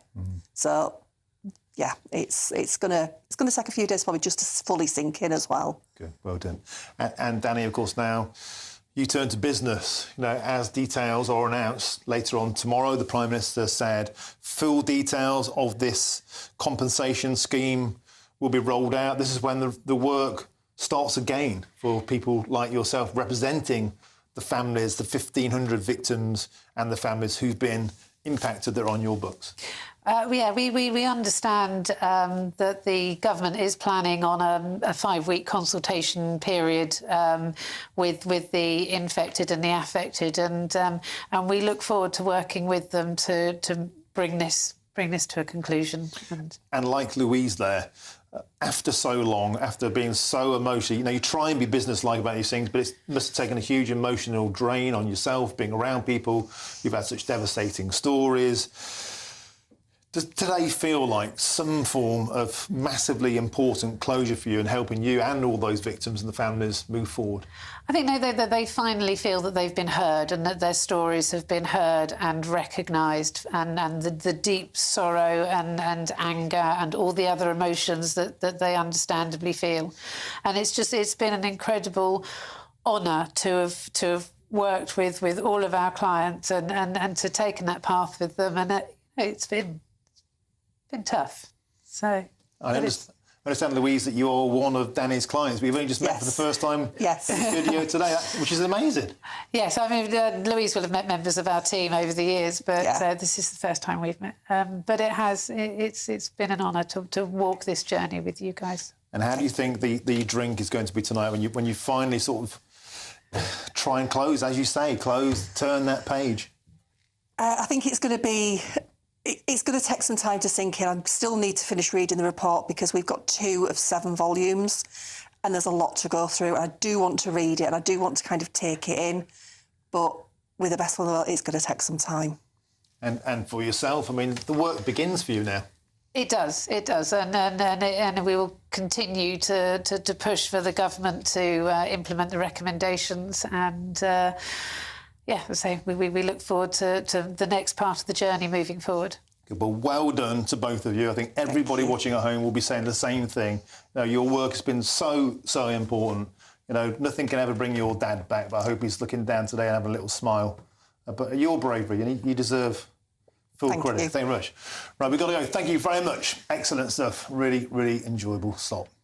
So that's all from me now, but of course Jubes & Co is up next. And don't forget to join us from 6 a.m. It's breakfast with Eamon and Isabel. Then it's Britain's Newsroom at 9:30. And then it's Tom and Emily with Good Afternoon Britain from midday. I'll be back at 3 tomorrow.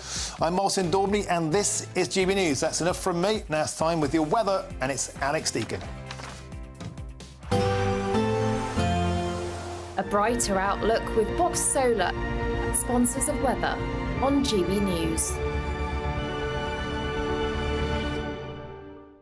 Afternoon, welcome to your latest weather update from the Met Office here on GB News. For many, staying fine through the rest of the stuff today, but there are 1 or 2 showers breaking out and a few thunderstorms across Northern Ireland. We're